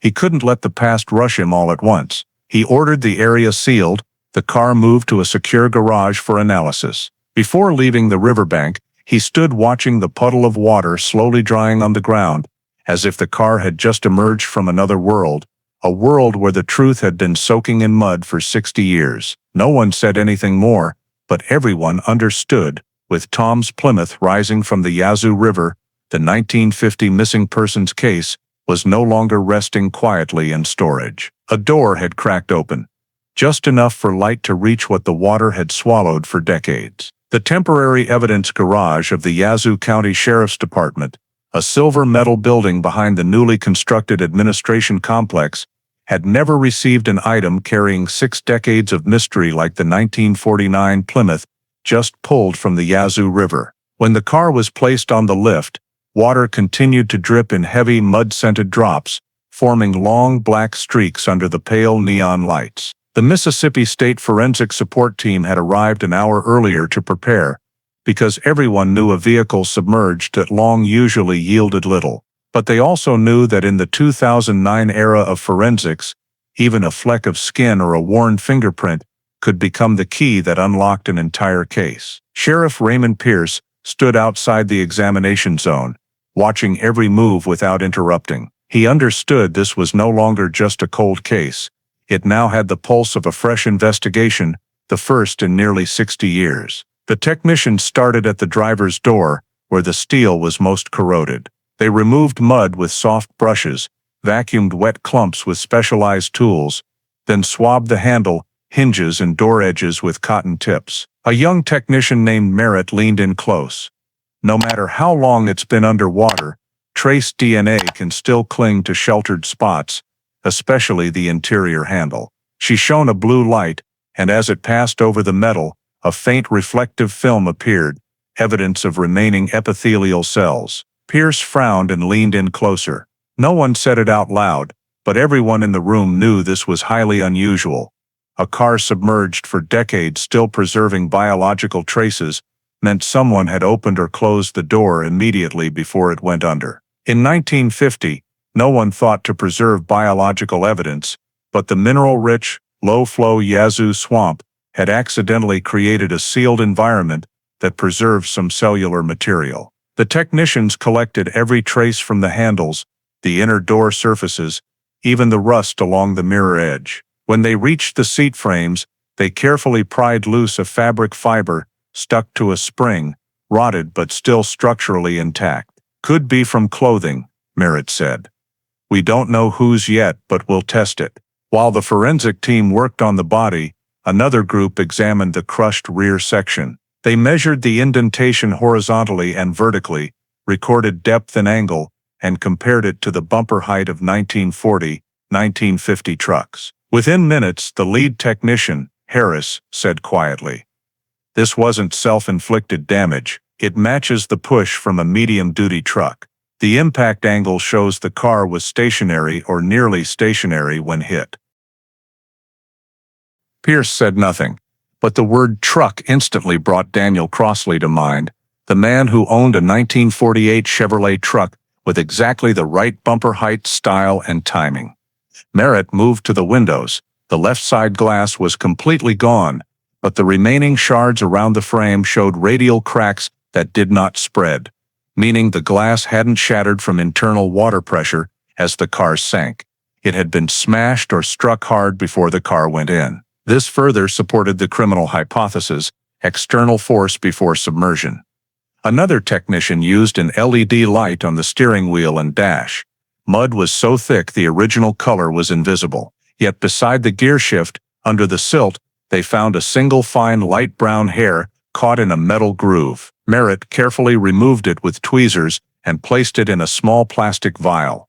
"If it hasn't degraded, this could be the most important evidence in the car." A simple statement that made Pierce straighten, as if he'd just heard the case's hinges creak. When they moved to the rear compartment, the surprise was even greater. In a cavity near the left rear wheel well, they found a rusted keyring hook, exactly the style Tom always carried. Next to it was a small curved piece of plastic, apparently part of a door panel. Though its origin wasn't immediately clear, it was collected by procedure. After nearly 3 hours of preliminary examination, all evidence was cataloged and sent to the state lab in Jackson for advanced analysis. The first results came back faster than Pierce expected. The trace DNA from the door handle, though extremely small, was sufficient to run against Mississippi's database. When the report printed, Merritt brought it straight to Pierce's office. He opened the folder, read the first line and identification code, DNA match to Daniel Crossley, probability, 99.98%. Pierce was silent for several seconds, gripping the report as if it might vanish. The trace DNA, though microscopic, had been found exactly on the driver's side interior door handle, the spot only the driver or someone trying to open the door just before a violent impact would touch. Merritt added, "The sample is too degraded for exact timing, but it proves he touched that handle. It can't be coincidence." Pierce remembered every word of Daniel's 1950 statement, that he never left the house, that he didn't drive that night, that he never went near the swamp, that he never touched Tom's car. Every single claim now shattered by a speck of DNA too small to see with the naked eye. The forensic team delivered a second report, glass broken by external force, rust patterns on the door edges showed the car was locked when it sank, meaning the driver never got out on his own. This increased the likelihood the victim was attacked or unconscious before the car was pushed in. One technician concluded, "This doesn't look like an accident. This was intentional." In the cold neon-lit room, Pierce understood he wasn't just standing in front of evidence, he was standing in front of a door that had been shut for 60 years. And for the first time, it was opening on its own. The Plymouth was no longer a car accidentally dredged up. It was a crime scene. Daniel Crossley's DNA on the door handle, the deep crush from a truck impact, glass broken by outward force, doors locked when it sank. All formed an undeniable chain of logic. Someone drove Tom's car to the river's edge, attacked or incapacitated whoever was inside, then used a truck to shove it into the water. And the only person who appeared in every single piece, from the 1950 statements, bar witnesses, gas station plate, to the DNA trace on the handle, was Daniel Crossley. But Pierce didn't say it out loud. Not yet, not while the truth was still rising from the water. He simply stared at the Plymouth on the lift, the dried mud clinging to its body like the river's own fingerprints, then folded the forensic report tightly, knowing a case that had once drowned in mud was coming back to life. And this time, it would not sink again. Sheriff Raymond Pierce returned to his office the next morning, carrying the thick forensic report, but he didn't open it immediately. Instead, he stood quietly at the window overlooking the department parking lot, where early sunlight glinted coldly off the patrol truck beds. In 30 years of service, he had reopened many old files and reread statements faded by time, but none had ever made the silence of the past feel almost audible, like the Eleanor Price and Tom Weller case. Now, with the Plymouth rising from the river bottom and Daniel Crossley's DNA, the case wasn't just waking from sleep, it was forcing him to do what Sheriff Campbell, in 1951, could not: bring the truth into the light. Pierce immediately called a small meeting in the second-floor conference room, with its long walnut table and white-painted metal pillars yellowed by age. He brought in 3 people for a temporary cold case unit: Lieutenant Harlan Bishop, who could read decades-old reports as if they were written yesterday; analyst Mary Collins, brilliant at reconstructing timelines in complex cases; and young Deputy Lucas Garrett, who knew Yazoo County's terrain intimately and had been present when the car was pulled up. When all 3 were seated, Pierce placed the original 1950 file in the center of the table and said slowly, his voice dropping with every word, "We start over. From the beginning. Everything. Every sentence. Every statement. Every map. Every scrap of paper." He had them reopen the 1950 file, the brown folder tied with cloth string, corners worn, some pages faded, and lay it beside the 2009 forensic report so the 2 eras finally met. Mary was the first to turn pages, jotting notes, statements from witnesses at Red Creek Tavern. The headlights Earl Thompson saw turned toward the swamp road, the noise Curtis Ford heard, the light Roy Benton described reflecting off the river, and especially Shelby Crossley's statement, the one dismissed in 1950, but now suddenly critical, next to the new forensic data. Looking back, Mary said, "If Shelby was right, Daniel left the house twice. That matches the DNA on Tom's door handle.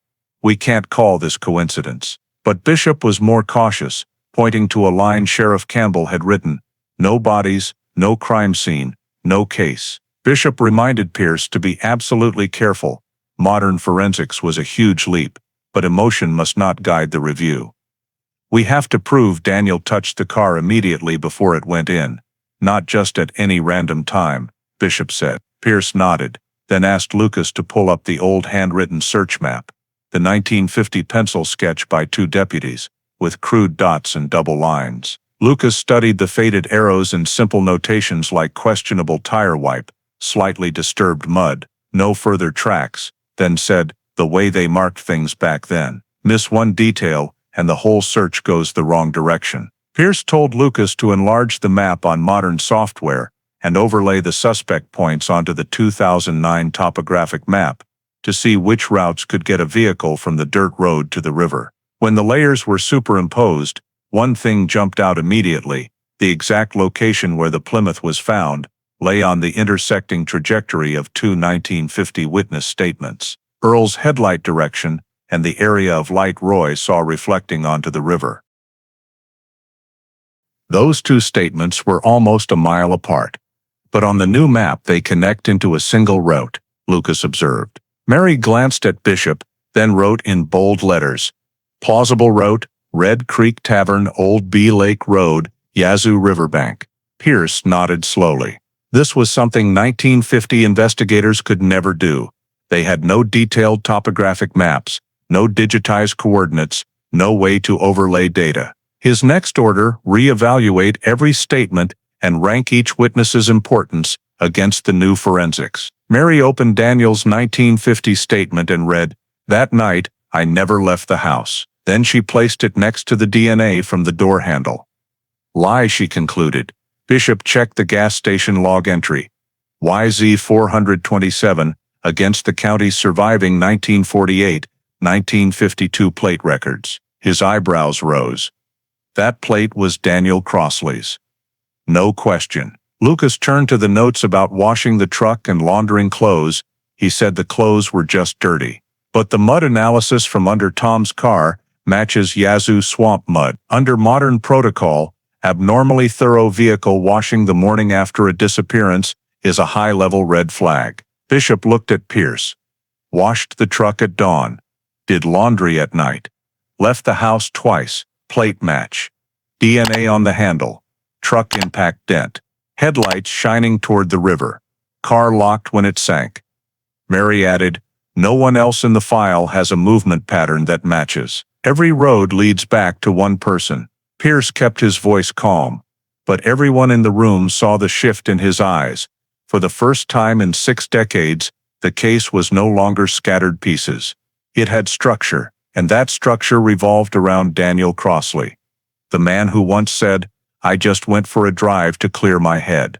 The man the 1950 justice system couldn't touch. Pierce instructed the cold case team to continue reviewing every original statement, mark how each aligns with current forensics, flag contradictions, and prepare a list of surviving witnesses to re-interview. He concluded, "This file is no longer a memory. It's back." And in the moment the team bent their heads to take notes, the white neon light fell across the brown cloth-tied folder, something forgotten for nearly 60 years, as if it too had been waiting to turn to the next page. Sheriff Raymond Pierce decided that if the 1950 case was truly coming back to life, then the witnesses who had seen fragments of that night, even if their memories had been worn down by time, still had to be questioned again, because they were the last eyes to record the movements of Eleanor, Tom, and Daniel, before both victims vanished into the swamp's darkness. The first interview in this recanvassing took place at the Red Creek Tavern, which still stood in the same spot, only with a few fresh coats of paint and a sign that had been tilted by years of storms. The bar owner, Bill Hanley, now with snow-white hair and a slower gait than before, sat down at the table, placed his calloused hands on the wooden surface, and furrowed his brow as he tried to remember. When Pierce asked if he still recalled whether Daniel Crossley had shown up that evening, Bill didn't hesitate for a second. He nodded firmly and reaffirmed with the same certainty as in 1950. Daniel had been standing near the end of the bar, not drinking, not talking, just staring at Eleanor in a way that made Bill feel something wasn't right from the start. Bill went on to say that Daniel hadn't come to have fun or meet friends. He had come for Eleanor. His eyes followed her every movement, even when she only shifted in her seat. When Pierce asked why he was so sure, Bill replied, "Because I'd seen that look before, the look of a man who doesn't want to let go of something he thinks belongs to him." This time, under the new forensic lens, that statement carried far more weight than just the gut feeling of a bartender who knew his regulars. Leaving the Red Creek Tavern, Pierce and Deputy Lucas headed to the truck stop near the highway, where Earl Thompson, the truck driver, who had seen headlights turn toward the swamp, was working part-time after retirement. Earl, now using a cane and walking carefully, still remembered that night because the sudden turn of the headlights had nearly made him swerve. He recounted almost exactly the same testimony as before, but added a new detail that he hadn't thought was important in 1950.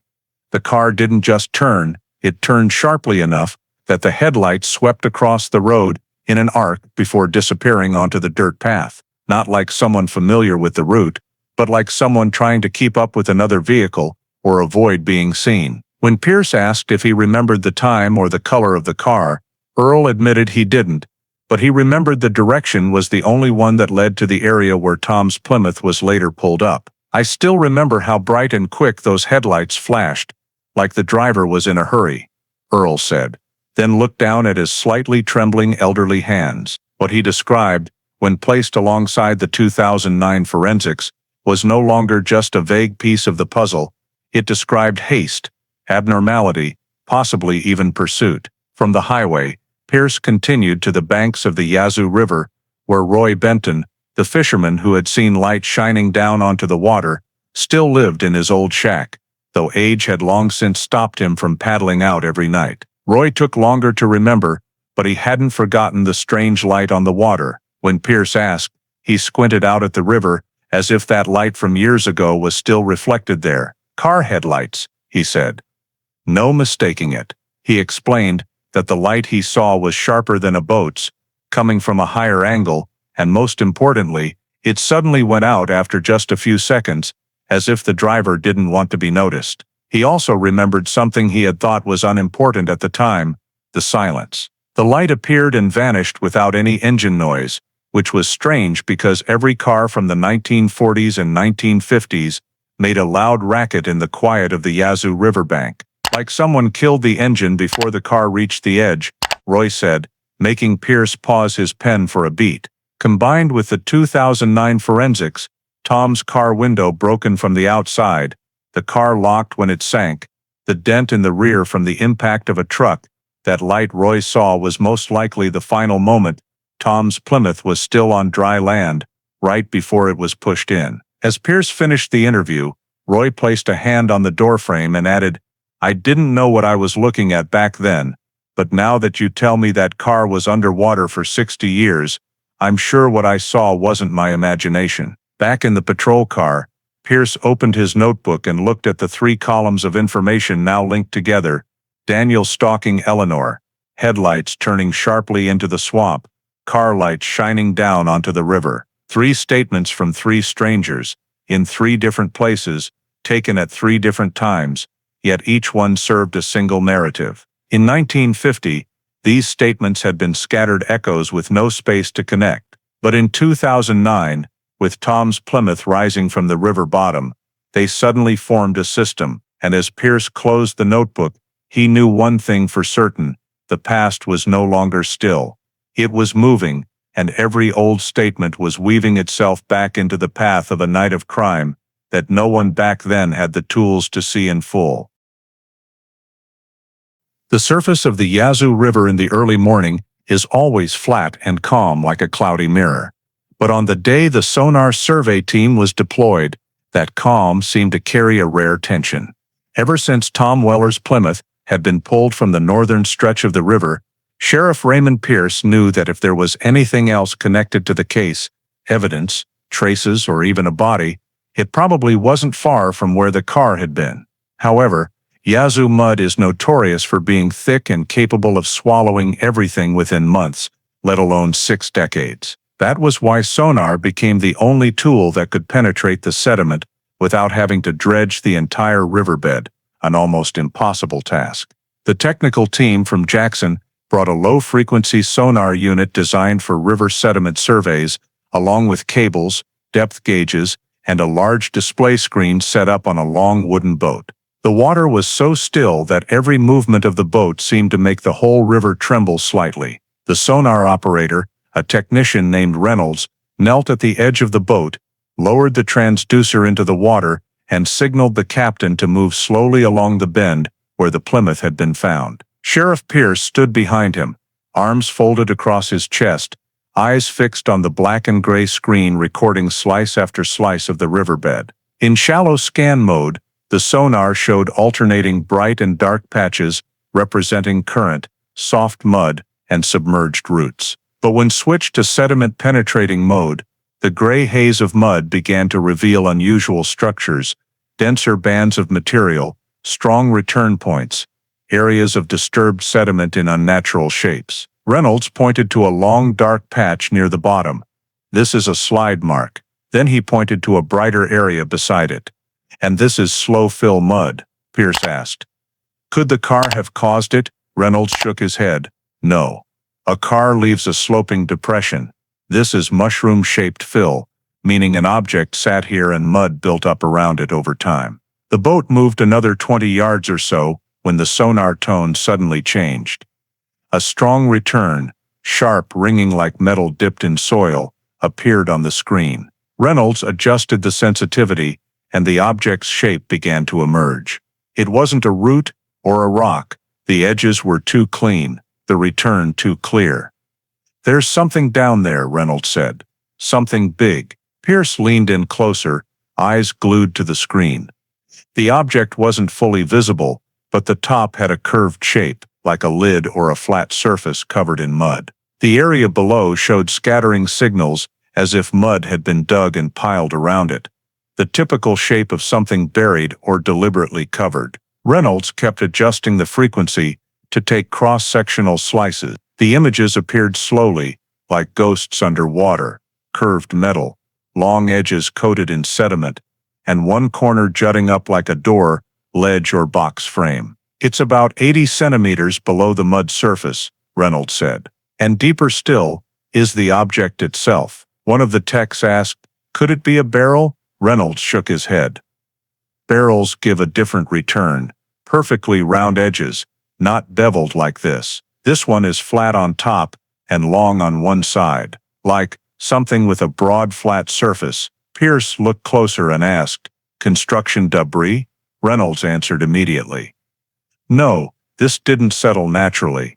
The mud around it is disturbed in an arc pattern, meaning it was covered by force from above. Not by current." The boat went quiet for a few seconds. Only the sound of water lapping against the hull. Reynolds swept left. The screen showed a faint groove in the bottom, running from the bank down to where the object lay, like a drag or drop mark from something heavy. Lucas, who had analyzed the dent in the rear of Tom's car, saw the groove and whispered, "That groove looks like the path of a car sliding down." But he stopped, because it was still too early to conclude. Pierce asked for another wider sweep. The second pass gave critical information beneath the object. The sonar detected an unusually thick layer of mud, one that could only form when something heavy had pressed down for a long time and then been removed. Meaning, the object they found wasn't the only thing that had once been here. Reynolds said softly, "This is the trace of something heavy that was moved away." The atmosphere on the boat tightened like a rope pulled to its limit. Everyone understood what that meant, but no one wanted to say it. The sonar scanned a few more points around the suspicious area. Some nearby sediment gave mixed returns, but nothing as strong as the main object. When the boat returned to the strongest return point, Reynolds switched to 3D imaging mode. The screen rendered the shape of a large object covered in mud, nearly 8 meters long, 2.5 meters wide, with a slight curve at the top, and one edge sloping down like a door or lid. Pierce stared for a long time and then said, very quietly, "That shape isn't natural." Reynolds added, "And it was placed here, not dropped. The sediment shows it was filled in by hand or tool." As the boat pulled back, the water rippled lightly, carrying the feeling that they had just glimpsed the hem of something very large hiding beneath the mud. Everyone felt the same thing.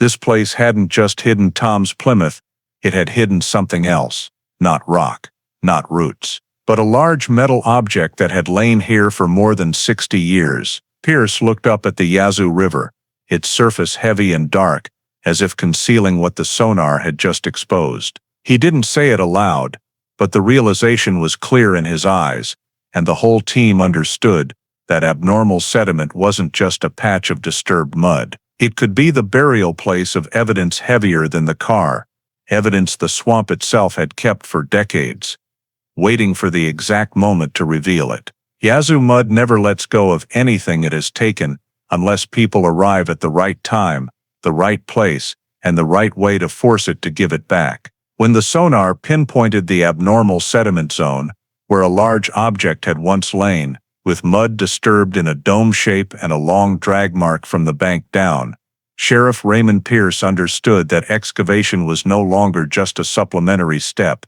It had become the core of reconstructing the truth of a night in 1950. The forensic and hydro extraction team arrived at dawn, bringing low-pressure water pumps, anti-collapse frames, mud filter screens, and specialized containers to collect samples without cross-contamination. When they arrived, the Yazoo River's surface looked like a dark cloth draped over something hidden beneath. The morning mist was so thick that the horizon disappeared, making the scene feel suspended outside time. The first task was to block the current. The technicians erected 2 temporary steel cofferdams, driving stakes deep into the mud to create a shallow excavation pit, an isolated pocket of water cut off from the flow. The pumps began sucking water out of the marked area, revealing soft, slick, ink-black mud. Layers of mud were removed by hand shovel because any heavy impact could damage the structure of whatever lay below. As the first layer was moved, a heavier than usual stench rose, the smell that veteran excavators instantly recognized, the odor of organic matter decayed for far too long, mixed with swamp minerals. A technician gently probed with a steel rod. On the third probe, the rod hit something solid. Not rock, the sound was softer. Not wood, the return was louder. The forensic team switched to specialized tools, digging in a semicircle to avoid direct impact on the center. A patch of sediment began to part, and moments later, a slender ivory curve emerged from the mud. No one spoke, but everyone recognized the shape, a section of human tibia. The chief forensic anthropologist, Dr. Adela Monroe, immediately ordered the excavation slowed, allowing only soft brushes and small metal spoons to move millimeter by millimeter of mud. As more bones appeared, femur, pelvis, then one side of the rib cage, Monroe confirmed female remains, height approximately 5'4" to 5'6", adult. She based it on the slenderness of the bones and the pelvic ratio, clear enough to determine sex even before the full skeleton was exposed. The people standing nearby fell instinctively silent, because in that moment, the Yazoo swamp was no longer just inert water. It had become the only witness to what happened 60 years ago. As the forensic team continued exposing the rest of the skeleton, they discovered a small object lying beside the left wrist joint, submerged in mud but too regularly shaped to be natural. Monroe bent down and lifted it with tweezers. A slender silver ring engraved on the inside, EP. Pierce stood frozen. The initials EP left no room for doubt, Eleanor Price. A technician gently rinsed the mud off with distilled water, and the engraving became clearer, handcrafted lines from a silversmith of that era, not modern jewelry. A piece of Eleanor's life had slipped through time's fingers and resurfaced exactly where it had been buried. When the excavation was complete, the entire skeleton was zoned and numbered by position to preserve structural accuracy. No scraps of clothing, no purse, nothing else but the ring, indicating either total decomposition over time or that the victim had been brought here with very little on her person. The bones were laid out on stainless steel trays, gray-white like heavy lead clouds. Some bones were intact, some corroded by water and minerals, but most were preserved enough for testing. Monroe ordered samples taken from 2 sites: teeth, where enamel can preserve DNA longest, and long bones, where marrow might still hold genetic material despite heavy decay. Because the decomposition period was so long, standard analysis wouldn't work. Monroe said, "We'll use mtDNA, mitochondrial DNA, the kind that exists in small circular form in cells and is passed down the maternal line, is far more durable than nuclear DNA. In decades-old cold cases, mtDNA is often the only thing left." The technicians placed the 2 bone fragments into sterile boxes, sealed them with case numbers, and sent them to the Jackson lab in a dedicated vehicle. As the evidence containers were closed, the gleaming metal reflected the weak Mississippi afternoon sun like a slash of light cutting through the gloom. Pierce looked down at the excavation pit, now just mud and support stakes, and felt as if he were staring into the mouth of a story that time had sealed shut, now being opened slowly but inexorably. The silver ring engraved EP lay in its sealed bag, and from that moment, Eleanor Price was no longer just a name in a cold case file. She had returned, not in body, but in evidence. And that evidence, though silent, had begun to speak. Shelby crossly opened the door when Sheriff Raymond Pierce and Deputy Lucas Garrett stepped onto the porch. But unlike their first meeting in 2009, this time she showed no wariness or guardedness.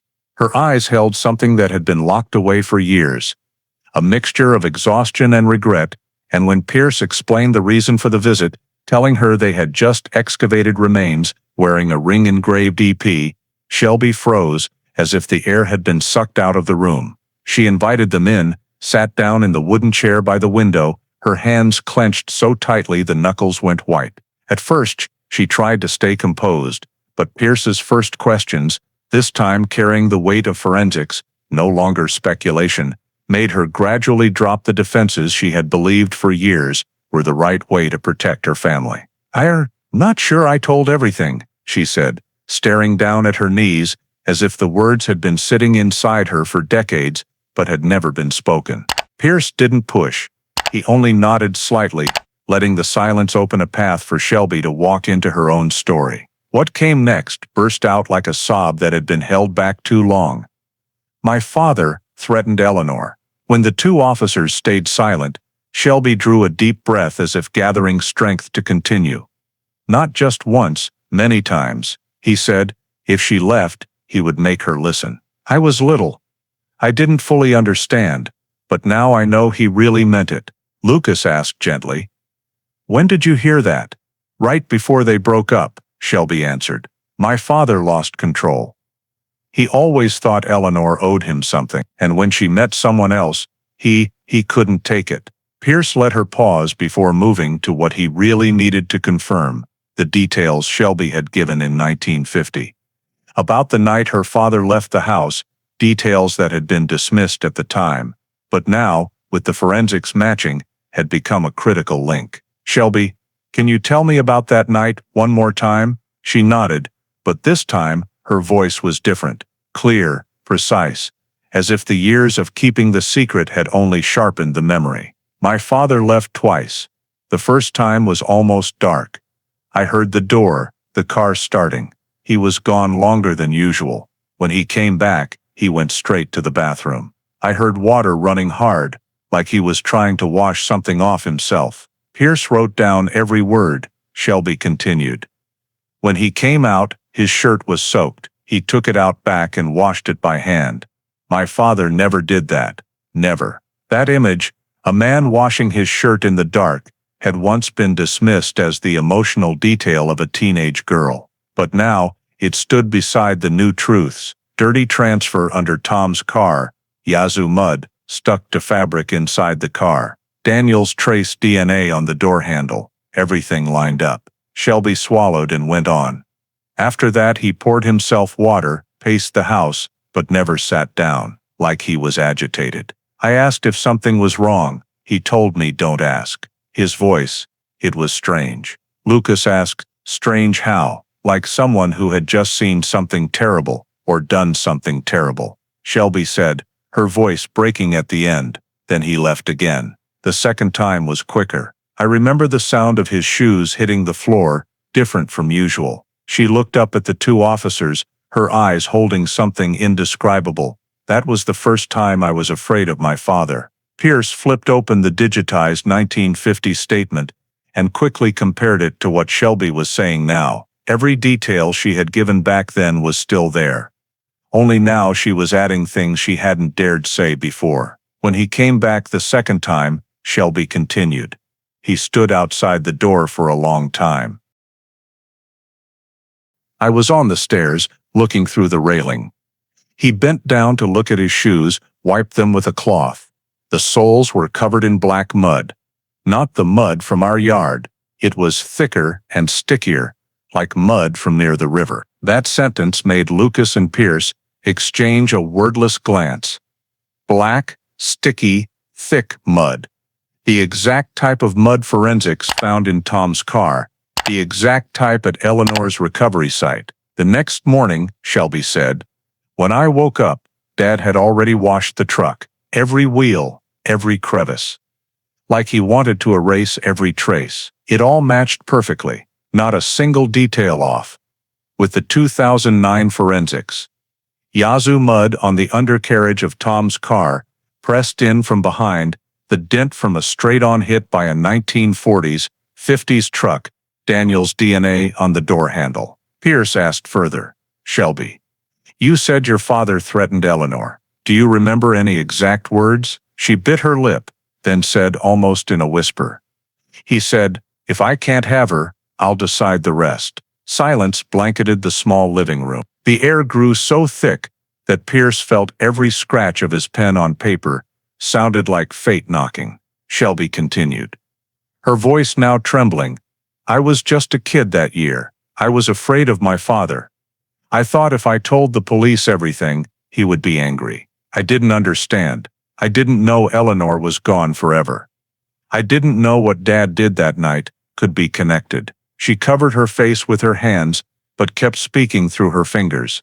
"Now I know." Pierce sat quietly for a moment. He offered no comfort, no interruption. This was not the time for softness, but in his eyes was deep acknowledgement. Shelby Crossley's second statement was not just important. It was the perfect bridge between what the 2009 forensics had revealed and what the 1950 police had overlooked. Agitation.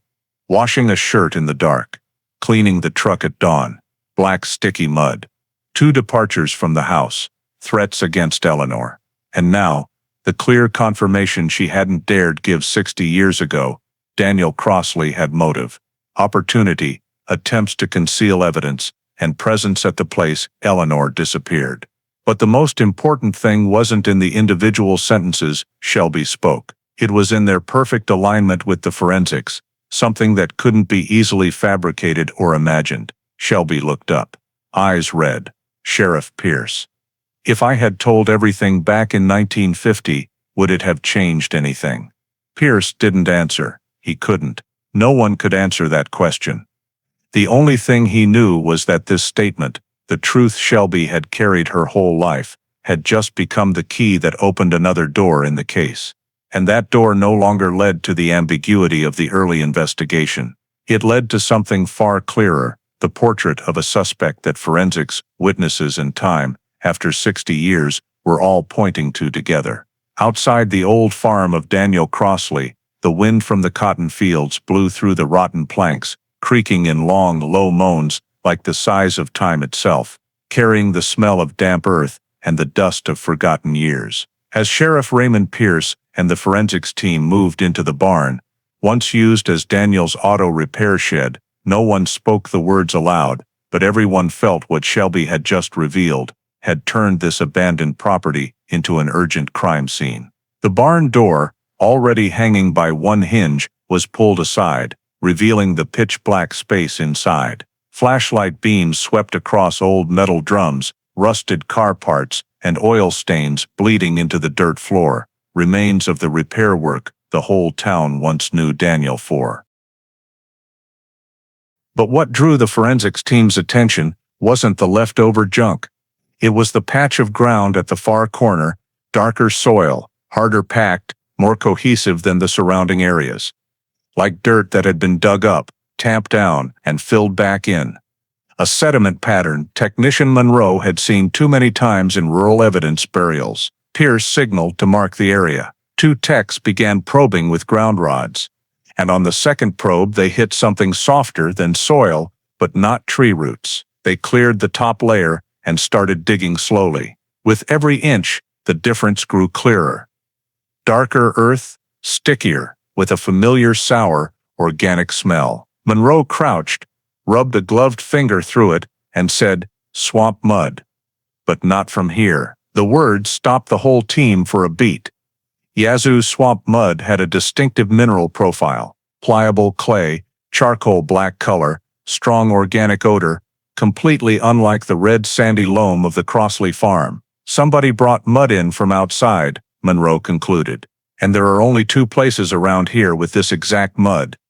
Old Bee Lake Swamp and the Yazoo Riverbank. Those were the 2 locations directly tied to the route Eleanor and Tom took the night they vanished. At about 8 inches down, a technician's shovel snagged on something thin, soft, and firmly embedded. He stopped immediately, switched to surgical forceps and a soft brush. Less than a minute later, a small gray-blue scrap of fabric, barely an inch and a quarter long, emerged from the compacted soil. The cloth was rotted, but the twill weave and thick cotton threads were characteristic of men's shirts from the 1950s, standard work shirts in the area, and exactly the kind Tom Weller was known to wear, according to family statements. Monroe lifted the fragment with tweezers and examined it under the light.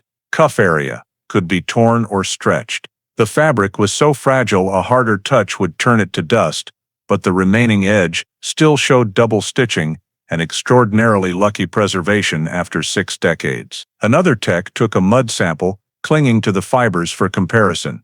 Minutes later, under the portable microscope, he looked up at Pierce. Mineral grains matched the Yazoo River sediment samples, not farm soil. Pierce stood motionless, staring at the fingernail-sized scrap of cloth that now carried enough weight to push the entire case across a critical line. If the fabric was Tom's, and every indicator pointed strongly that way, it meant Daniel hadn't just touched Tom's car, he had brought something bearing Tom's traces back home and tried to hide it in the barn.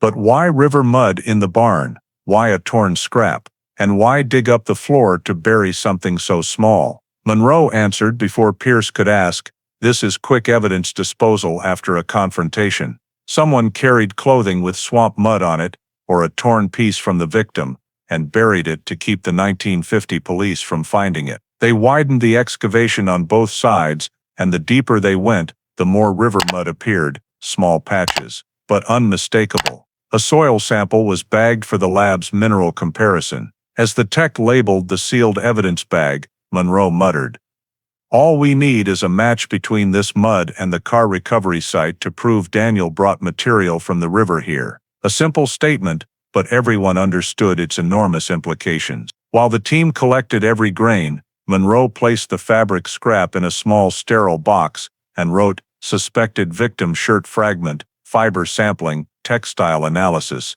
DNA testing if viable." Pierce looked into the shallow hole, not deep, not wide, just enough for someone in a hurry to bury what they never wanted found.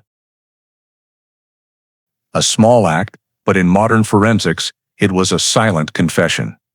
As they left the barn, the wind rattled the rotten boards again, clattering like the after-echo of a story hidden too long. And with the gray-blue scrap and the matching river mud, Pierce knew Daniel Crossley's barn, once just an old structure on abandoned land, had become the most crucial link between the night Eleanor and Tom disappeared, and the only suspect every clue now pointed to. Under the cold blue-white lights of the Jackson Labs crash analysis bay, the 1949 Plymouth, or more precisely, its deeply crumpled and deformed rear end, sat on the metal lift like a mute witness waiting for modern machines to peel away its secrets. Sheriff Raymond Pierce stood outside the technician's zone, hands on the icy railing, watching every move as the team ran a mechanical collision simulation to determine exactly what force had crushed the tail into that sharp, curved indentation. He didn't fully grasp the numbers and technical terms flying around, but he understood one thing: if the physics calculations proved the impact needed to shove a Plymouth sedan into the river could only come from the kind of truck Daniel Crossley once owned, then the conclusion wouldn't be speculation. It would be a solid forensic line running straight from the 1950 scene to the case's sole suspect. Lead, crash forensics engineer Dr. Alton Greer, began with a full 3D scan of the rear damage, generating a digital model displayed on the large screen. The deformation curves, deeply concave in the center, flaring outward into an offset half-moon, were converted into data points color-coded by pressure: green for light, yellow for moderate, red for extreme. Tom's tail was almost entirely red.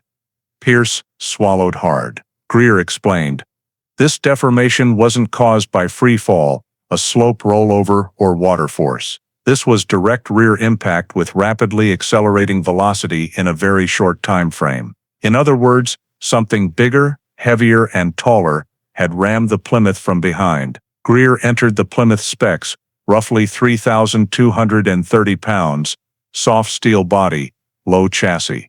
Then the terrain data for the Yazoo riverbank: soft soil, shallow slope, slippery mud surface. Finally, he entered the specs for common 1940, 1950 trucks in Yazoo County, specifically the 1948 Chevrolet Loadmaster, the exact model registered to Daniel Crossley. When the first collision simulation ran, the graphics showed the truck approaching at 18 to 22 mph, low speed for a traffic crash, but more than enough to smash the weaker sedan tail. The digital rear end instantly crumpled into the exact shape of the real dent. The match was so precise the entire team glanced at the actual car for comparison. "That's the impact that created the reverse curved indentation," Greer said, highlighting the overlap between model and evidence. "This simulation can't produce that level of congruence unless the vehicle type and bumper height match a heavy truck." Pierce asked, "Could another sedan have done this?"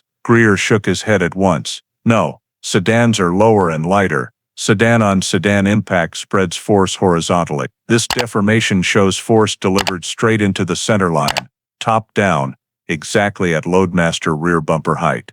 A chill ran down Pierce's spine, not because it was unexpected, but because it fit every piece they'd gathered. Shelby's statement about her father leaving the house twice, the Yazoo mud in the barn, the DNA trace on the door handle. Greer ran a second simulation, the Plymouth stationary at the soft embankment edge. The per-pixel model showed the truck's bumper shoving the tail downward, lifting the front slightly, then letting momentum do the rest. That created the deep dent and the angle that sent the car sliding into the river, exactly the pattern seen in intentional vehicle submersion cases. Most crucially, Greer tested 3 other vehicle types: an old military Jeep, a sedan, and a light pickup. None produced similar deformation. Only a heavy truck, the exact kind Daniel Crossley used for hauling construction materials, matched the real damage to 96%, Greer said. "This is evidence of deliberate action. The car was pushed, not drifted, not accidental."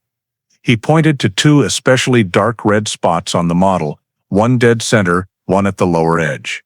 "These are longitudinal fracture points, only occur when the attacking vehicle's weight creates leverage that warps the frame both horizontally and vertically.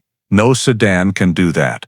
No light truck either. Only a medium-duty truck over 6,000 pounds, like Crossley's, can," Lucas whispered. "It's like turning the key in the lock." Pierce stayed silent. Greer added supporting data, estimated impact energy around 18,000 joules, far beyond the range of rolling into the river by itself. That meant the truck driver accelerated, calculated distance, and struck dead on. When Greer played the simulated collision sound, he looked at Pierce. Anyone near the swamp or riverbank that night would have heard this. Pierce remembered Curtis Ford's 1950 statement, a loud, unusual engine rev, then sudden silence. Another piece locked in. On screen, the 3D truck rammed the Plymouth, shoving it 5 to 7 feet before it tipped, slid over the edge, and sank, the exact distance the sonar grooves had marked in the mud. Greer delivered the final line like a stamp on a weighty report. No other plausible scenario. The car was pushed. The pushing vehicle was a truck, and only 1940s, 50s trucks with that bumper height in that area could produce this exact dent pattern. He didn't say the name, but everyone in the room thought it. Pierce took one last look at the simulation, the Plymouth rammed, shoved, swallowed by the river, then at the real crumpled tail on the lift. They both said the same thing. 1950 had no tools to prove a human hand was behind the car's death. Intentional force, a truck driver. And the only person in the entire file who owned the right truck, had motive, opportunity, forensic traces, and concealment behavior, was Daniel Crossley.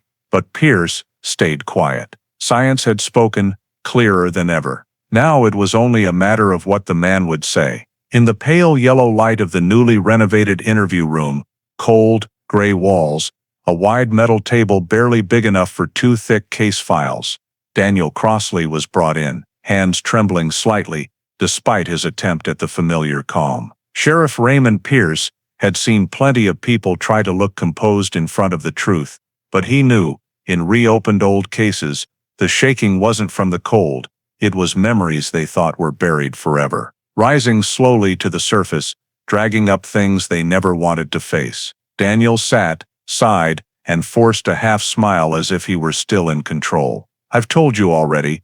I had nothing to do with it," he began. But Pierce didn't answer right away. He placed 3 folders in front of Daniel: the DNA report, the barn evidence, and the vehicle impact simulation. Each one set down deliberately slowly, every page flip a reminder that time can't hide the truth forever. Pierce started gently.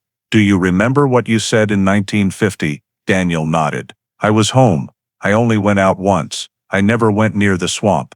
I didn't see them that night."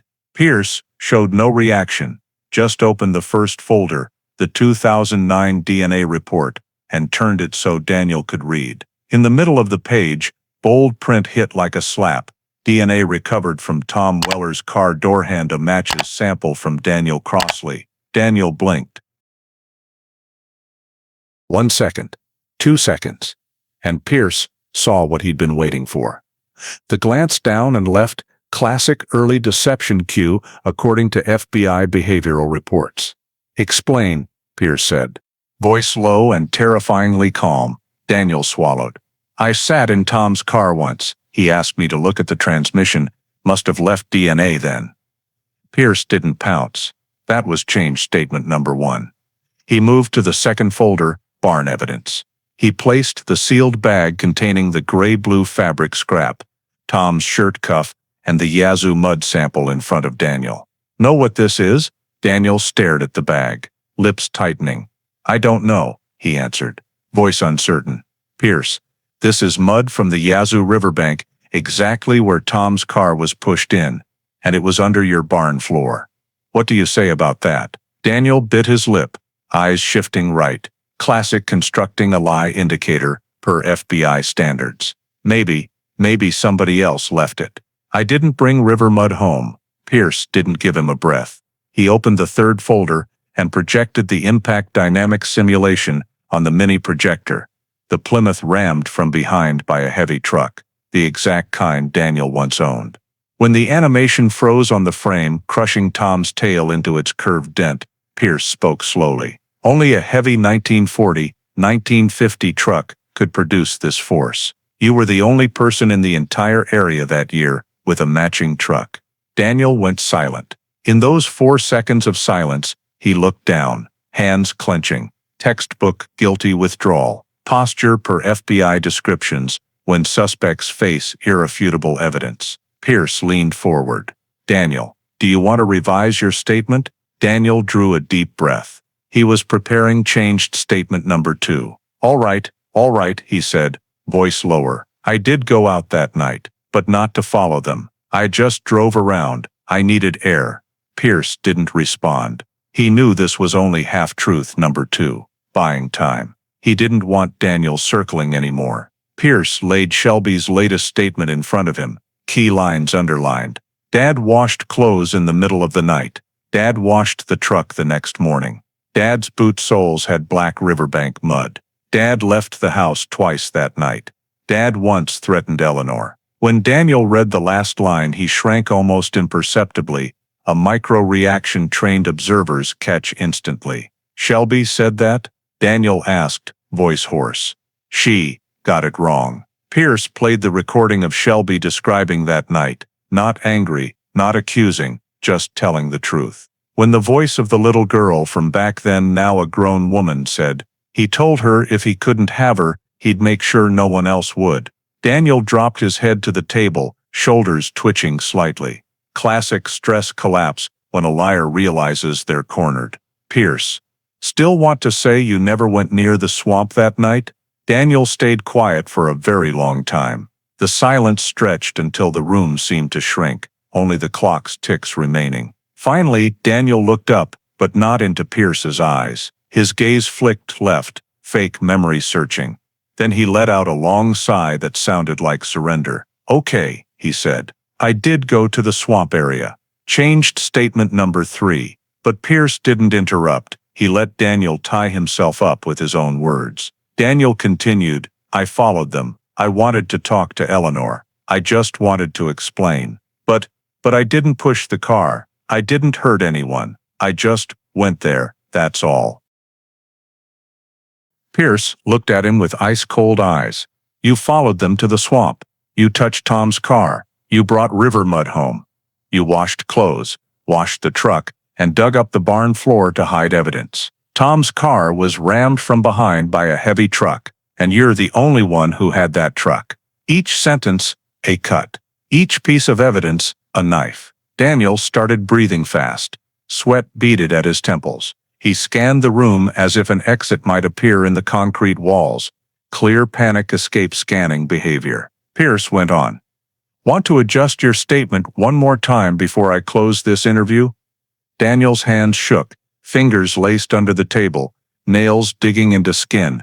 Classic self-soothing under cognitive load, when someone is fighting to suppress the truth. I didn't kill them, he whispered, voice breaking. I just wanted her back. Pierce's tone turned steel. But Eleanor didn't come back, and Tom's car was pushed into the river. Daniel froze like a statue. Finally, he slumped back in the chair, eyes glazed, lips moving soundlessly. I don't remember everything. Pierce delivered the period at the end of the interview. You remember perfectly, Daniel. You just don't want to say it. As Daniel was let out, his shoulders sagged in a way no acting could fake. And Pierce knew, even without a full confession, the third interview had exposed the most important truth. An innocent man doesn't change his story 3 times, doesn't hit every FBI lie indicator, and doesn't tremble in the face of DNA, physical evidence, and scientific reconstruction. Forensics had spoken. Behavior had spoken. The truth was emerging, and Daniel Crossley, even if he hadn't bowed his head yet, had begun sliding off the ledge he built in 1950. The Jackson lab took nearly 3 weeks to process the bones recovered from the Yazoo mud. But for Sheriff Raymond Pierce, each day felt like listening to a long-dead case coming back to life. When the lab called to say EAT DNA results are complete, Pierce drove to Jackson himself, bringing the worn 1950 Eleanor Price file, as if it too were waiting for final confirmation. In the examination room, Dr. Adela Monroe placed 2 sealed bags in front of him. One tooth sample from the jaw, one from a shin bone, the places most likely to preserve mitochondrial DNA after decades. Monroe opened the report, voice low but clear. We compared the mtDNA from the bones with the mitochondrial profiles of 2 maternal cousins of Eleanor Price. Perfect match. Pierce didn't answer immediately. He stared at the bold line. Match confirmed. Maternal lineage identical. Probability 99.993%. No doubt remained about identity. The remains in the Yazoo mud were Eleanor Price. Monroe continued with the other metrics, explaining that mtDNA, unlike nuclear DNA, is passed only through the mother and far more durable. After 59 years in an oxygen-poor environment, Eleanor's bones still yielded a readable mitochondrial code, rare but possible. Pierce nodded slowly. He wasn't just hearing science, he was picturing the woman time had erased. But Monroe wasn't finished. She laid out trays holding the small bone fragments, arranged in archaeological order, part of a pelvis, 3 ribs, pieces of skull. She pointed to the 7th rib.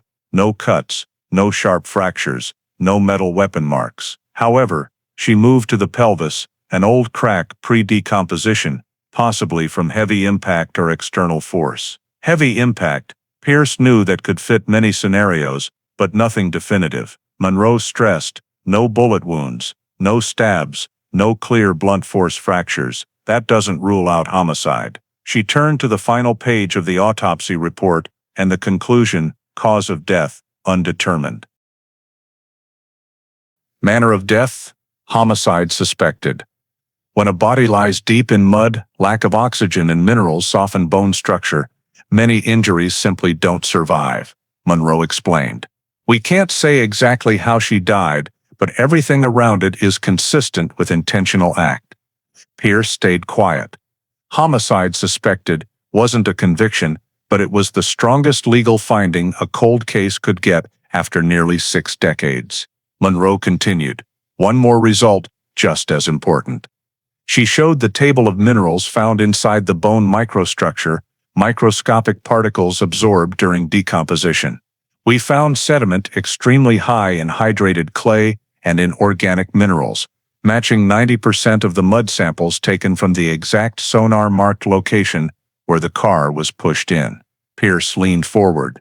"You're saying the body was placed right there?" "Almost certainly," Monroe replied. "Soil only permeates bone when the body decomposes in place. It didn't drift from elsewhere." A simple sentence, but to Pierce it was a pin driven into the 1950 map, marking where Eleanor was left, not inside the car, but beside where the Plymouth was shoved into the water. Monroe added, "No animal scavenging marks, no dragged tears. The body never moved after placement." The more he heard, the more the 1950 fog lifted. The car rammed into the river. Yazoo mud on Tom's clothes buried in the barn. Eleanor's remains in the same sediment layer. Mud inside her bones matching the sonar site. Everything pointed to one small area on the map no one had dug for 59 years. Monroe gathered everything, sealed new bags, and delivered her quiet final judgment. Eleanor Price didn't wander off. She didn't fall in the river. She didn't mysteriously vanish. She was placed there, and that only happens when someone wants her never to be found. As Pierce left the lab, one thing felt clearer than ever. Time had once protected Daniel Crossley's secret, but forensics had broken through the mud.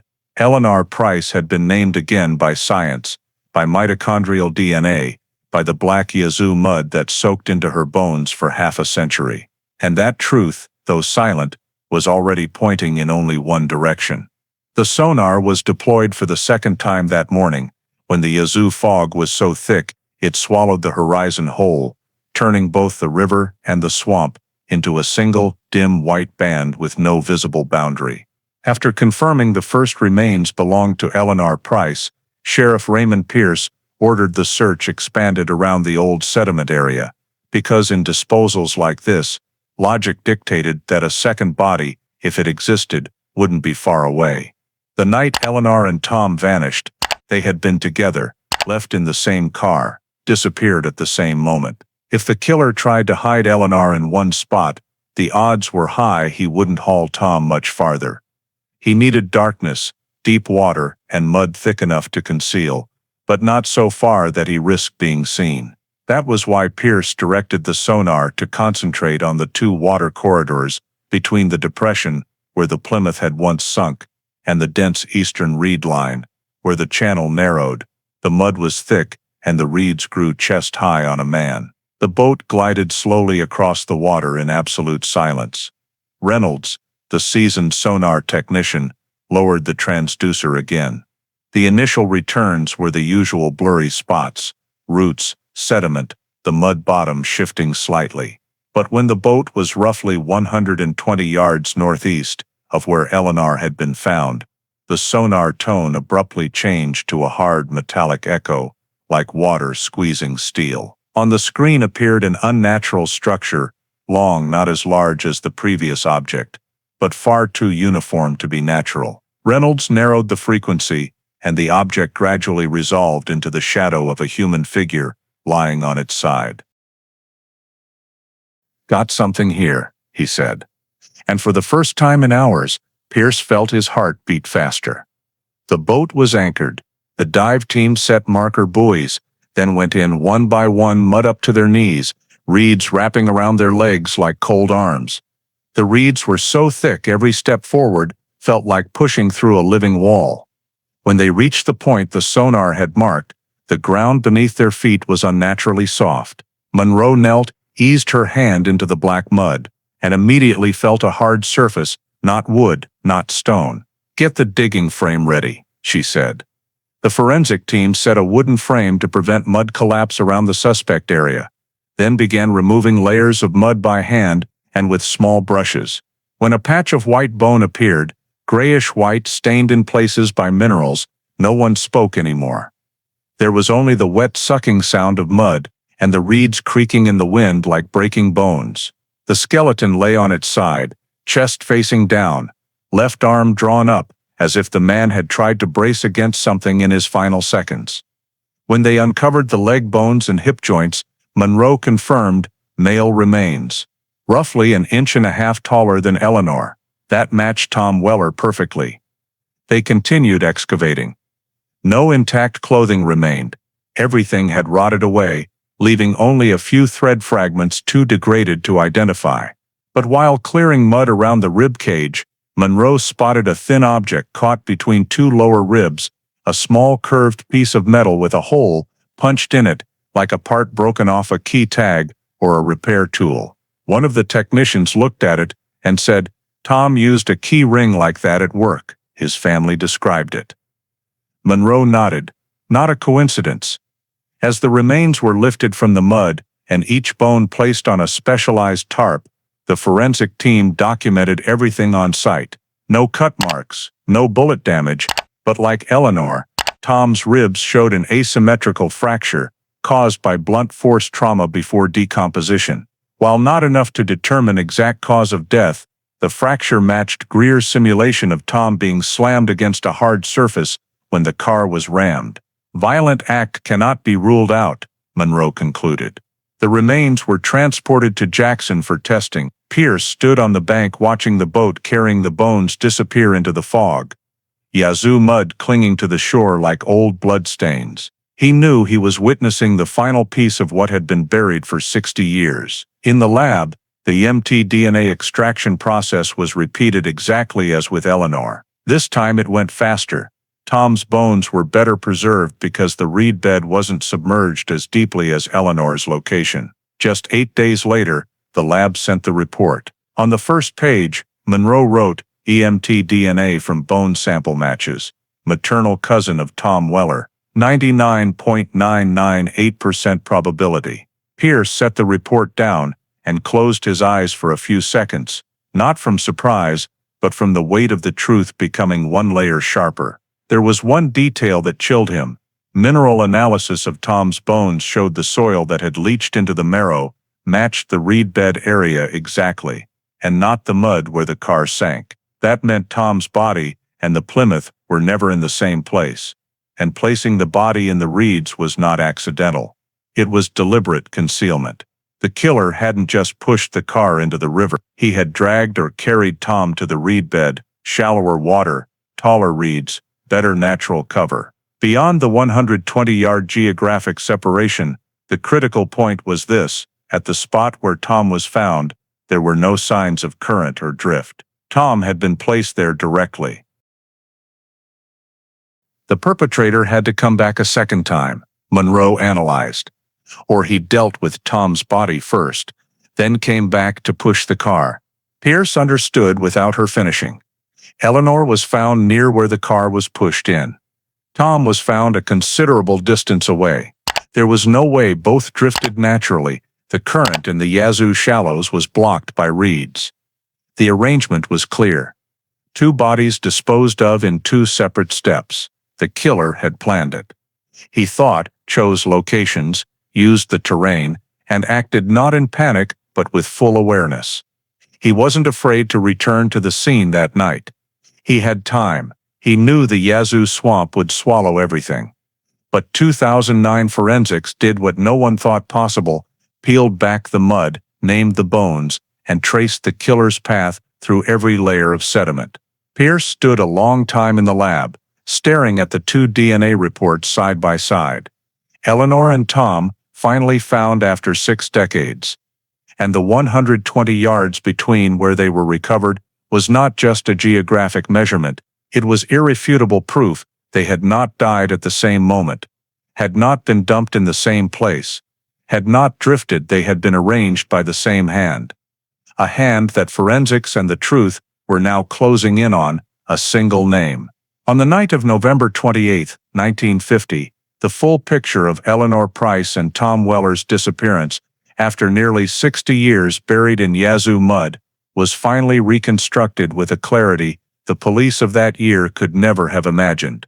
Every movement, every choice, every moment in the swamp's darkness was linked by forensics, witness statements, mud, metal dents, and an unalterable timeline. When they left Red Creek Tavern, Eleanor and Tom had no idea that Daniel Crossley, the jealous, rejected man who refused to accept Eleanor, moving on with her life, had been standing at the end of the bar watching them for over an hour, his eyes never leaving her every tilt of the head, every smile, every hand gesture. Tavern owner Bill Hanley later recalled that Daniel didn't drink, didn't laugh, didn't talk. He just watched. In 1950, that was only a bartender's hunch. By 2009, it became the first point on the forensic timeline. When Eleanor and Tom got into the 1949 Plymouth and drove off, Daniel followed in his old Loadmaster truck, the very vehicle later physics modeling proved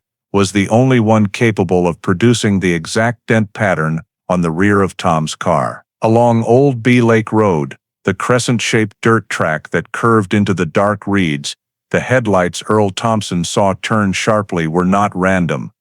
That was the moment Daniel decided to cut them off. At the second bend, where the road narrowed and the mud on both sides was deep, Daniel forced the Plymouth to stop. The faint tire tracks of 1950 said nothing clear, but 2009 forensics found a layer of fine mud, exactly the type from that area, embedded in fabric fibers belonging to Tom's jacket, recovered from the Crossley barn, proving violent contact, collision or dragging had occurred there. Tom, unaware of the danger, got out first. At that point, only two scenarios were possible. Either Tom intended to ask why Daniel was following them, or Daniel yanked the door open and attacked immediately. Given the rib fracture consistent with a lateral blow, not an accident, forensics leaned toward Daniel striking Tom first to subdue him. That matched Shelby Crossley's description of her father returning home that night with wet clothes and washing his hands in the yard, behavior to hide evidence of a fight. Eleanor, forced from the car under duress, may have tried to run. That aligns with Roy Benton, seeing headlights shine down onto the water when Daniel turned on his high beams without killing the engine. No torn fabric from Eleanor survived because her clothes completely decomposed, but her shoe found near the excavation site confirmed she had been dragged or driven right to the bank. The exact mechanism of assault could not be determined from bone alone, but Shelby's account of Daniel threatening Eleanor, "If I can't have her, I'll decide the rest," was a clear indicator of what was in his mind when he followed them. After incapacitating Tom and controlling Eleanor, Daniel forced both deeper into the swamp, an area pitch black in 1950, with no traffic and nearly half a mile from the main road. The Plymouth was left behind, lights off or turned off by Daniel to avoid detection. At the dense reed bed, the exact spot the sonar later detected the second large object, Tom was laid down or knocked unconscious. The rib fracture and the body's sideways position suggest he was most likely shoved, slammed, or pinned against a hard surface before losing consciousness. His body was placed in the thickest reeds, deepest mud, and least current, proof the killer deliberately chose the disposal site. The most critical point: Tom's remains were found 120 yards from Eleanor's, and soil in his bones showed they decomposed in two entirely different locations. Dr. Monroe concluded, no drift, not random. That meant Daniel dealt with Tom first, then returned to deal with Eleanor in a different spot. Eleanor's bones showed no major fractures, but that does not rule out asphyxiation, strangulation, or blows to soft tissue, injuries that leave no trace on bone after 60 years. The area where Eleanor was found, right beside where the car was pushed in, was where Daniel returned the second time, either carrying her body or forcing her to the water's edge before death. Soil in Eleanor's bones matched the river sediment where the first sonar hit was recorded, not only the location, but the exact mineral profile, proving she was submerged right there and never moved from another spot. From here, the darkest part of the 1950 night was reconstructed through a combination of physics modeling and the car's damage. Daniel positioned his Loadmaster truck directly behind the Plymouth, turned on his headlights, the light Roy Benton saw reflecting on the water, then floored it, delivering a ram hard enough to bend Tom's frame at exactly the height shown in the simulation. Greer's modeling calculated approximately 18,000 joules of force, consistent with a large truck accelerating from 1822 miles per hour. That impact lifted the Plymouth's front end, slid it to the river's edge, and sent it straight down. That explains why the driver's side window was broken outward, not by water pressure, and why the car was locked when it sank. Tom was not driving and never had a chance to open the door. Mud under the Plymouth matched mud later found in the Crossley barn, meaning Daniel drove through that swamp, carried it home, and tried to hide it by washing the truck, laundering clothes, and cleaning boots that night, exactly as Shelby described in her second statement. Daniel then returned to the reed bed where he had left Tom, possibly to drag him deeper, and finally left the scene in the dark. The behavior of leaving the house twice, as Shelby reported, perfectly matches the killer having to return twice, once to attack and subdue, the second time to dispose of the bodies and push the car. The forensic timeline confirms 10 p.m., Eleanor's last message to a friend. After 10:30 p.m., Daniel watches Eleanor leave the tavern. 11 p.m., headlights turn sharply into the swamp. Around midnight, light shines onto the river surface. After midnight, Daniel returns home, agitated, clothes wet, washes them. Dawn, washes truck, cleans boots. The Plymouth lay submerged for 59 years at the exact spot confirmed by sonar. Every element, forensics, witness statements, dints, mud, DNA, the distance between the bodies, forms an unbreakable chain of causation. Daniel Crossley stalked Eleanor from the tavern, blocked the car on Old Bee Lake Road, attacked Tom, subdued Eleanor, disposed of the two bodies in separate locations to prevent linkage, then rammed the car into the river to stage a disappearance rather than murder. That night was no accident. They did not get lost. The swamp did not mysteriously swallow them. It was a sequence of deliberate, calculated actions, and forensics, 60 years later, peeled away every layer of fog to reveal exactly what happened in the Yazoo darkness of 1950. From the moment Eleanor and Tom's remains were identified by mtDNA, when the mud in their bones matched the exact sonar-marked locations, and when impact modeling proved the Plymouth was rammed into the river by a large truck, all the evidence from 2009 began pulling together like metal shards drawn to a single magnet, fusing every scattered detail from 1950 into one seamless picture with no room left for ambiguity. Statements once dismissed as unreliable. The sharp-turning headlights, unusual engine noise, Daniel's panicked state when he got home, were now confirmed by every speck of mud, every dent in steel, every strand of DNA. Old notes once thought worthless, washing the truck in the middle of the night, laundering clothes, mud-caked boot soles, now became critical pieces locked perfectly into the forensic timeline. When Pierce laid the entire 1950 file beside the 2009 forensic reports, he saw what Sheriff Campbell back then could not. Every link in the chain, though worn by time, still fit point for point. Eleanor stalked from the tavern car blocked on Old Bee Lake, assault occurs Tom beaten and dragged into Reed, Eleanor forced toward riverbank bodies, disposed of at two separate points. Car rammed and pushed into the Yazoo to cover it up. More importantly, Pierce saw why the 1950 case could never be solved, even though clues had been scattered around the scene all along. He wrote down the 6 critical failures, 6 gaps that let the truth stay silent for nearly 6 decades. 1. No accurate scene map or overlay of witness. Data, 1950 police only had hand-drawn maps and no way to plot movement. 3 key statements were never placed on the same timeline and never revealed they described the same event. 2. Dismissal of Shelby Crossley's statement because she was too young. Her account of her father leaving the house twice, washing clothes, cleaning the truck, and having black mud on his boots, was recorded and then ignored. Had it been taken seriously, police would have had motive, movement, and concealment evidence from day one. 3. No search of the Crossley barn or surrounding ground. In 1950 standards, there was no concept of microscopic trace evidence, so the barn, where the killer buried Tom's jacket fibers and Yazoo mud from his person, was never examined. One of the most damning pieces of physical evidence was missed for 59 years. 4. No diver or detection search of the Yazoo riverbank.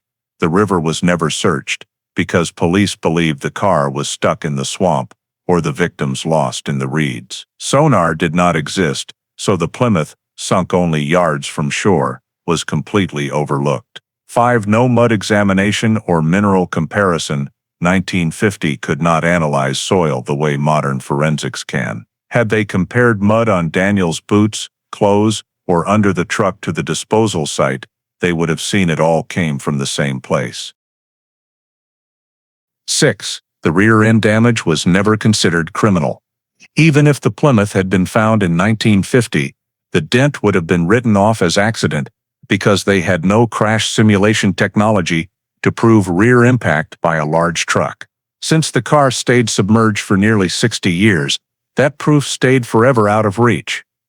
Pierce concluded, 1950 police didn't fail because they didn't try. They failed because they didn't have the tools. In 2009, forensics reconnected threads the earlier era could not see. DNA led to the car door, mud led to the disposal sites, bones led to the death locations. Physics modeling led to the killer's vehicle. Old statements once silenced became the new horizon of truth. When every piece was laid on the table, nothing remained disconnected. No detail stood alone. The 1950-2009 timeline, despite decades of mud covering it, finally emerged as one continuous picture, and at its center, running through every piece of evidence, every forensic result, every witness statement, only one name remained.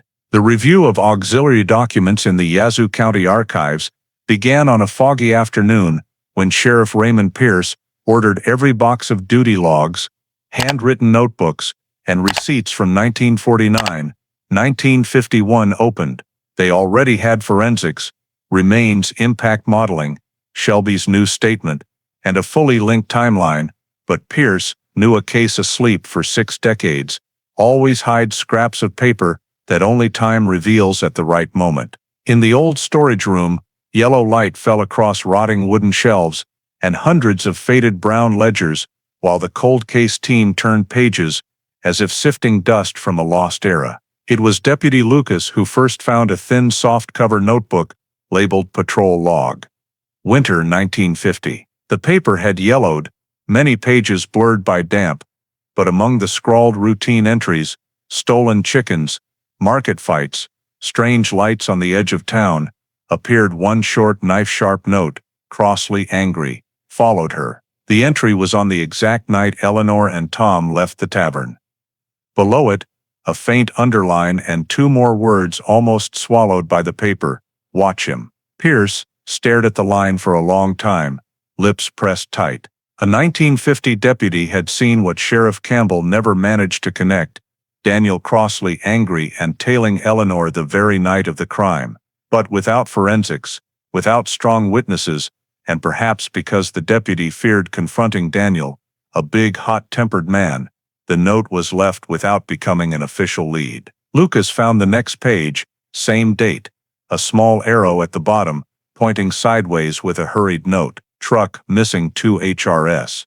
No explanation. Exactly what Shelby had described, Daniel gone twice that night. In 1950, the note was deemed not proof of anything, because Daniel's wife claimed she couldn't recall exact times. When Pierce turned the page, he felt the bitter taste of what might have been the case-breaking clues had literally been in 1950 police hands, but they lacked the system to treat scattered notes seriously. Beside the stack of logs, Mary Collins was going through a box of old local store receipts. They were looking for anything related to Daniel's truck in the days after the disappearance. Near the bottom, she found an invoice from Wesson's Auto Shop, dated November 30th, 1950, just 2 days after Eleanor and Tom vanished. The work description read, rear bumper alignment, heavy impact at replace bracket.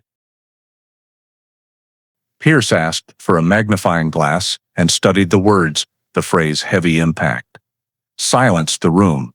Daniel having his truck's rear bumper realigned right after the crime, a detail lost because Wesson's garage closed long ago, and the invoice never made it into the official file.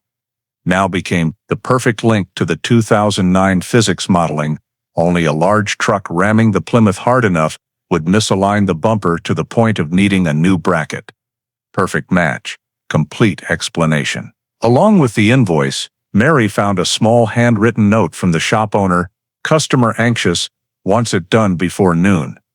No name, but below it, the customer code #SHE48, matching codes used for Crossley in older garage records. When Pierce looked at the three auxiliary documents together, the patrol log, "Crossley angry," followed her. The note, "Truck missing 2 HRS," and the bumper repair invoice, 2 days later. He felt he was reading the original primitive version of the forensic timeline, interrupted only by the limits of its era. A deputy had suspected Daniel. A note had flagged the missing truck. A garage had seen the evidence of the ram. But in 1950, there was no DNA to compare, no sonar to find the sunken car, no soil analysis to pinpoint disposal sites, no crash modeling to prove the impact force. Those auxiliary papers had only been faint echoes in the file, but in 2009, when they were pulled from the boxes and placed beside the new forensics, they became perfect supporting evidence that locked the entire chain of events. Pierce closed the logbook and looked down at the faded but still sharp words. "Crossley angry," followed her. He understood that if the technology had existed back then, the case would not have slept for nearly 60 years. And now, as every old page was brought back into the light, the case was no longer a half-told story.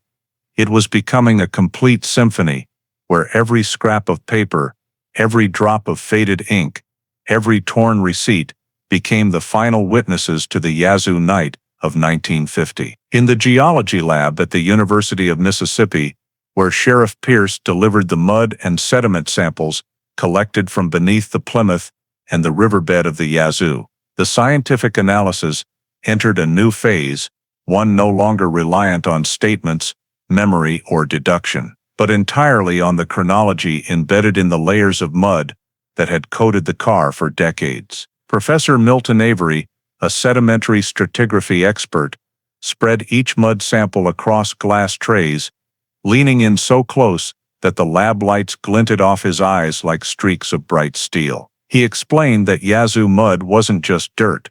It was a time archive, each layer corresponding to a dated interval formed by the river's characteristic deposition rate. If the Plymouth went down in 1950, he said, the overlying mud layers have to match the accumulation rate of nearly 6 decades. And the analysis began. The mud trapped in the engine compartment was placed on a microscope slide and examined under high-resolution optics. Fine clay particles glowed under ultraviolet light like tiny specks, arranged in thin, dark brown bands. Avery measured the thickness of the layers with a micrometer. They ranged from a few microns to tens of microns. Each band corresponded to seasonal flooding cycles from 1950 to 2009. When he switched to blue light, a thin layer of pyrite mineral appeared, pyrite that only forms when mud remains waterlogged for long periods and undergoes slow oxidation, consistent with the car lying in an anaerobic environment for nearly half a century. Without looking up from the scope, he said, the pyrite concentration here is very high. If the car sank after the first dredging of the Yazoo in 1965, the pyrite layer would be disturbed. But it isn't, meaning the Plymouth sank before the 1965 dredging and had lain untouched ever since. Pierce felt as if a layer of temporal dust was being blown away. Avery then compared the undercarriage mud from the car with samples taken directly from the sonar-marked recovery site. The field samples were washed, centrifuged, and separated into discrete sediment horizons.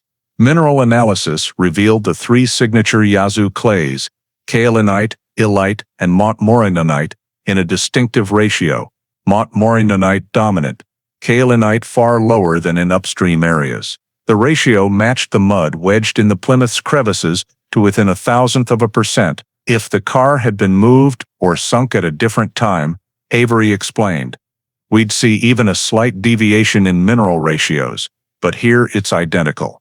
The car sank right here and never moved from the moment it hit the water. When he turned to the mud inside the door cavity, where Daniel's trace DNA had been found, Avery pointed to a microstratigraphic cross-section, 8 thin sediment bands, alternating with decomposed organic matter. These are annual cycles, he said. Dark bands are flood seasons, light bands are dry seasons. He counted them, 1, 2, 3, 58 in all. 58 flood cycles, corresponding to roughly 59 years since the night Eleanor and Tom vanished. Pierce exhaled. Not from surprise, but because the precision of science had exceeded anything he'd dared hope for. But Avery wasn't finished. He pulled out a 1950 Yazoo River flow map, prepared by the Army Corps of Engineers. It clearly showed the recovery site lay in an unusually slow-moving eddy created by a sandbar. Anything that fell here, Avery said, pointing to the stationary whirlpool on the map, wouldn't drift. It would sink straight down. Mud would cover it within weeks. He laid a modern 2009 map beside the 1950 version. The eddy was still there. No significant topographic change in 6 decades. Pierce stared at the overlaid maps and understood that even nature itself corroborated the case timeline. Avery went further, measuring carbon isotopes in the mud directly beneath the chassis, a technique that dates buried organic material. The room fell silent for several seconds when the results appeared. The carbon isotopes in the first mud layer to touch the undercarriage dated to approximately 1950-1953. We have a 3-year margin of error, Avery explained. But the initial marker aligns with the flood season of the year Eleanor and Tom disappeared. Pierce placed both hands on the cold steel table and leaned forward. He had known forensics would reinforce the timeline, but he hadn't expected it could do what 1950s police work could not. Pinpoint the exact moment a car entered the water by reading the age of the mud stuck to it. Avery delivered his consolidated conclusions, each point hammered like the final nail into a long-abandoned door. 1. The sediment layers on the car match the deposition rate over nearly 59 years. 2. The mineral samples from the undercarriage are an exact match to the mud at the sonar site. 3. The intact pyrite structure proves the car sank before the 1965 dredging. 4. Carbon isotopes date the first contact mud layer to 1950. Avery concluded, the car entered the water during the exact period Eleanor Price and Tom Weller disappeared. It cannot be any other year. It cannot be anyone else. Pierce stood straight, staring at the black mud in the glass tray, the mud that had stayed silent for 6 decades and was now telling the entire story through its very structure. And that story, from sediment layers to river flow to carbon isotopes, all confirmed one thing. The Plymouth sank the night Eleanor and Tom vanished, pushed in by human hands, not accident, not drift. The soil itself, seemingly inanimate, had become the final witness, fitting perfectly with every other piece of evidence and sealing the last remaining gap in the timeline. When the sediment report confirmed the Plymouth sank on the same night, Eleanor Price and Tom Weller disappeared. Sheriff Raymond Pierce knew the final pieces had locked into place, from the trace DNA on the door handle, the Yazoo mud on fabric in the Crossley barn, the impact simulation of the truck, the 2 skeletons lying exactly 120 yards apart, to Shelby's detailed account of the night her father left the house twice. Everything had converged into an unbroken chain of evidence that left no room for doubt. At the end of the meeting with the Yazoo County Prosecutor's Office, Pierce laid the entire file on the table and said simply but firmly, "We've reached the point where time can't hide it anymore." The prosecutor confirmed that DNA and forensics provided an unshakable legal foundation. Shelby's testimony served as corroboration. The sediment analysis and physical simulations formed the pillars of the charge, and the reconstructed sequence of events proved motive, opportunity, and concealment. An emergency arrest warrant was drafted on 4 primary grounds: 1. Daniel's DNA on Tom's door handle, irrefutable biological evidence; 2. Yazoo mud in the Crossley barn matching the disposal site, proving Daniel's presence at the scene; 3 impact simulation confirming Daniel's truck alone could have caused the Plymouth's rear damage. 4 Shelby's testimony about the threats to Eleanor, the washing of clothes and truck, and leaving the house twice, perfectly corroborated by forensics. The warrant was signed at 7:42 a.m. Less than an hour later, Pierce and 2 deputies drove to Yazoo City, to the old wooden house where Daniel lived alone, behind a thin stand of pines. The town was still shrouded in early morning fog. Pale golden sunlight barely broke through onto the porch, giving the scene an eerie mix of calm and suffocation, as if the very sky over Yazoo knew what was coming. When Pierce stepped onto the porch, Daniel opened the door before he could knock, probably having seen the patrol car pull up. He stood there, silver hair disheveled, eyes sunken, but still trying to project the calm he'd shown in earlier interviews. He said, "The old story again?" Pierce looked at him without flinching and read the warrant in a flat, hard voice. "Daniel Crossley, you are under arrest for first-degree murder in the deaths of Eleanor Price and Tom Weller. You have the right to remain silent." Daniel blinked. His hands trembled, not from age, but because the words had finally cornered him in a place he'd believed he escaped 6 decades ago. He stammered, There's no proof." Pierce held up a sealed evidence bag. Daniel's traced DNA from the Plymouth door handle. Then a second bag, Tom's fabric fibers bearing Yazoo mud found in Daniel's barn. Then a third, mud matching the disposal site. Daniel took half a step back, lips dry, eyes no longer able to hide their panic. Behind him, the deputies moved forward and cuffed him. His shoulders slumped as if the full weight of 60 years had landed at once. Neighbors cracked their doors and peered through curtains at a scene no one thought they'd ever witness in a town that had long viewed Daniel as a quiet mechanic. As he was walked down the steps, the sun finally burned through the mist and shone directly on his face. Pierce didn't look away. He watched as Daniel was placed in the car, because he knew this moment marked the seam between 2 halves of time. One half buried in concealing mud, the other half of truth just pulled from the bottom of the Yazoo River. No sirens, no rush, just the heavy thud of the car door closing like a declaration that the 1950 case had finally found its voice again. On the morning the trial opened, the Yazoo County Courthouse was packed so tightly that the long wooden benches creaked constantly. People had come from Yazoo City, Bentonia, Satartia, even North Jackson. It felt like a collective ritual after 60 years of waiting for the truth to rise from the town's own historical mud. Daniel Crossley was led into the courtroom in a pale gray prison jumpsuit, walking slowly, no longer carrying the defiant air of a man who once sat across from investigators, believing time would always be on his side. This time, his eyes avoided the gallery, avoided the press, avoided even his own hollow reflection in the security glass. When he sat at the defense table, the county prosecutor set a thick case file in front of the jury with a thud that sounded like the first cut of an axe into long-forgotten wood. Judge Whitaker tapped the gavel lightly and declared the opening of Crossley State v. Daniel Crossley, the case buried beneath Yazoo mud for 6 decades now formally brought into legal light. Prosecutor Andrew Mercer, leading the state's case, stood, adjusted the microphone, and began his opening statement. "Ladies and gentlemen of the jury, today you will hear about the night of November 28, 1950.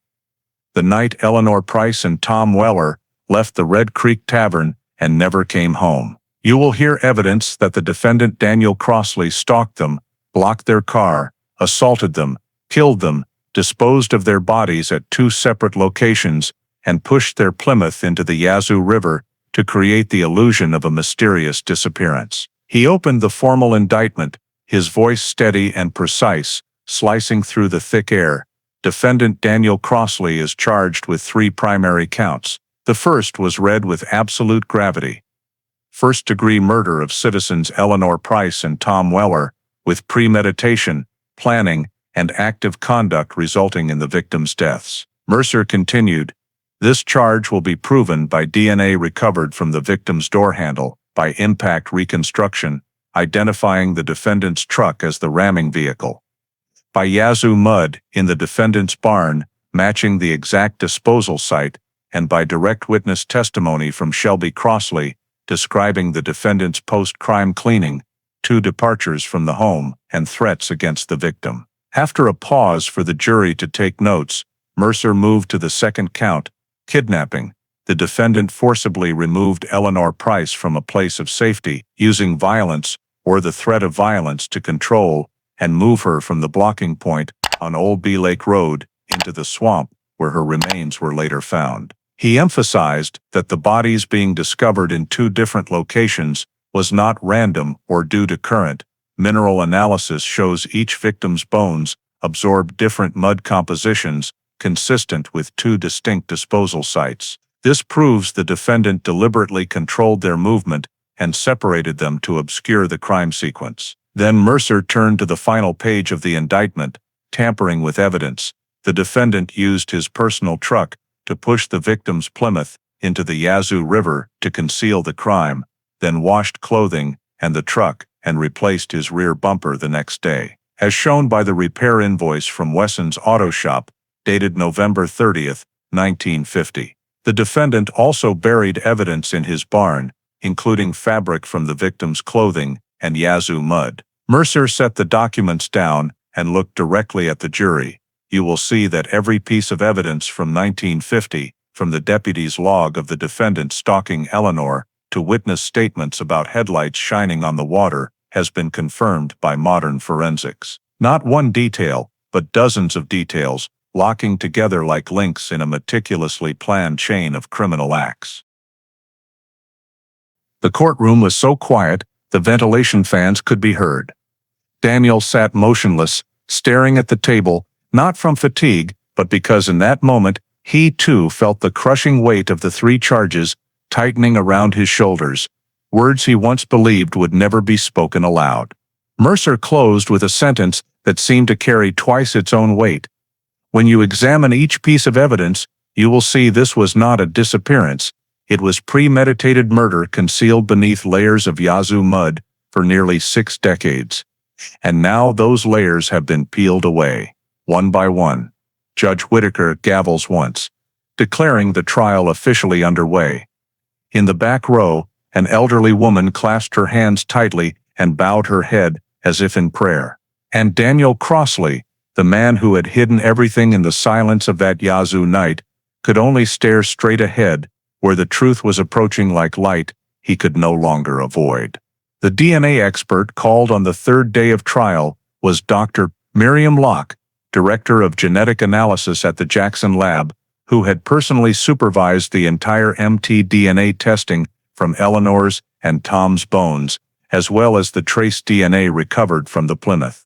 When she took the stand, the courtroom fell instantly silent, not from courtroom decorum, but because everyone knew her testimony, pure science, no emotion, no speculation, could make or break the entire prosecution case. Prosecutor Mercer began with the necessary foundational question. Dr. Locke, please explain to the jury what mtDNA is and why we can use it to identify the 2 victims after 59 years. Locke nodded, her voice even and clear. mtDNA, or mitochondrial DNA, is DNA located in the mitochondria of cells, not the nucleus. Its key feature is that it is passed only from mother to child. Therefore, it is extremely stable across generations and degrades far more slowly than nuclear DNA. In this case, the bones of Eleanor Price and Tom Weller, despite lying in mud for nearly 6 decades, retained intact mtDNA sequences sufficient for comparison with maternal relatives. She displayed a projection of the 2 comparison charts. The mtDNA sequence from the bone samples matches a maternal great-niece of Eleanor Price with a probability of 99.993%. For Tom Weller, the match with a maternal great-nephew is 99.998%.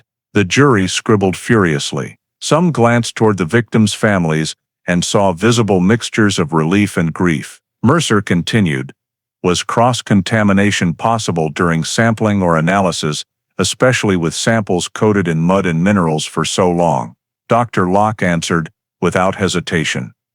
No, we followed national standard protocols with 3 levels of contamination control. First, bones were surface cleaned using UV and mild chemical treatment that removes contaminants without affecting the bone core. Second, all tools were single-use and opened on-site from sealed packaging. Third, we ran negative controls at every extraction stage. None of the negative controls showed contamination. The risk of cross-contamination is effectively zero. Mercer moved to the critical issue.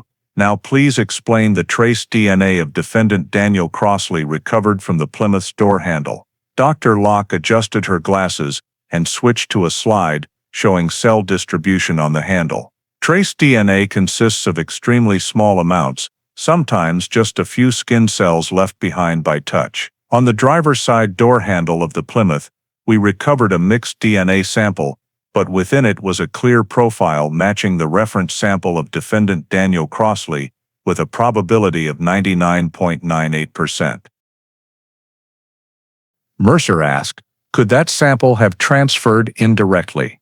For example, someone who shook hands with Daniel later touching the car? Dr. Locke shook her head. No, for trace DNA to survive intact in an underwater mud environment for nearly 60 years, it had to be deposited directly, meaning the person owning that DNA touched the handle before the car sank. Secondary transfer DNA degrades almost immediately and would not survive such conditions. She paused, then stated more firmly. In other words, defendant Daniel Crossley directly touched Tom Weller's door handle in the time immediately surrounding the moment the car was pushed into the Yazoo River. In the courtroom, Daniel shifted in his seat, his face paling. Defense counsel rose with an objection, but Judge Whitaker overruled instantly. Dr. Locke is presenting scientific evidence, not speculation. Mercer ended his direct examination with a simple but psychologically loaded question. So can you state clearly for the court your conclusion regarding that trace DNA? Dr. Locke looked straight at the jury box. Yes, there is no reasonable doubt. Defendant Daniel Crossley's DNA was present on Tom Weller's door handle at the time the car sank. This is not cross-contamination, not ambient DNA in the water. It is direct evidence that the defendant physically contacted the victim's vehicle on the night Eleanor and Tom disappeared. Those words rang out sharper than any physical exhibit because they came from the language of science, unbiased, unemotional, unalterable. The next forensic expert called was Dr. Howard Greer, who had personally performed the impact reconstruction on the 1949 Plymouth and analyzed all metal deformation, bone fractures, and mud samples from the car, the remains, and the Crossley barn. When he took the stand, the murmur in the gallery instantly dropped, not because of Greer's reputation, but because everyone understood his testimony, where blood, metal, soil, and 60 years of silence were decoded, was the bridge between what science could see and what humans had done that night. Prosecutor Mercer opened. Dr. Greer, please first explain to the jury your conclusions regarding the Plymouth recovered from the bottom of the Yazoo River. Greer nodded and displayed the 3D reconstruction. The central conclusion is that the Plymouth could not have entered the river on its own. The rear of the vehicle bears a deep semicircular dent deformed in a rear-to-front direction. This dent can only occur when a heavier vehicle, specifically a 1940s, 1950s truck, rams it with significant force. He pointed to the animated simulation.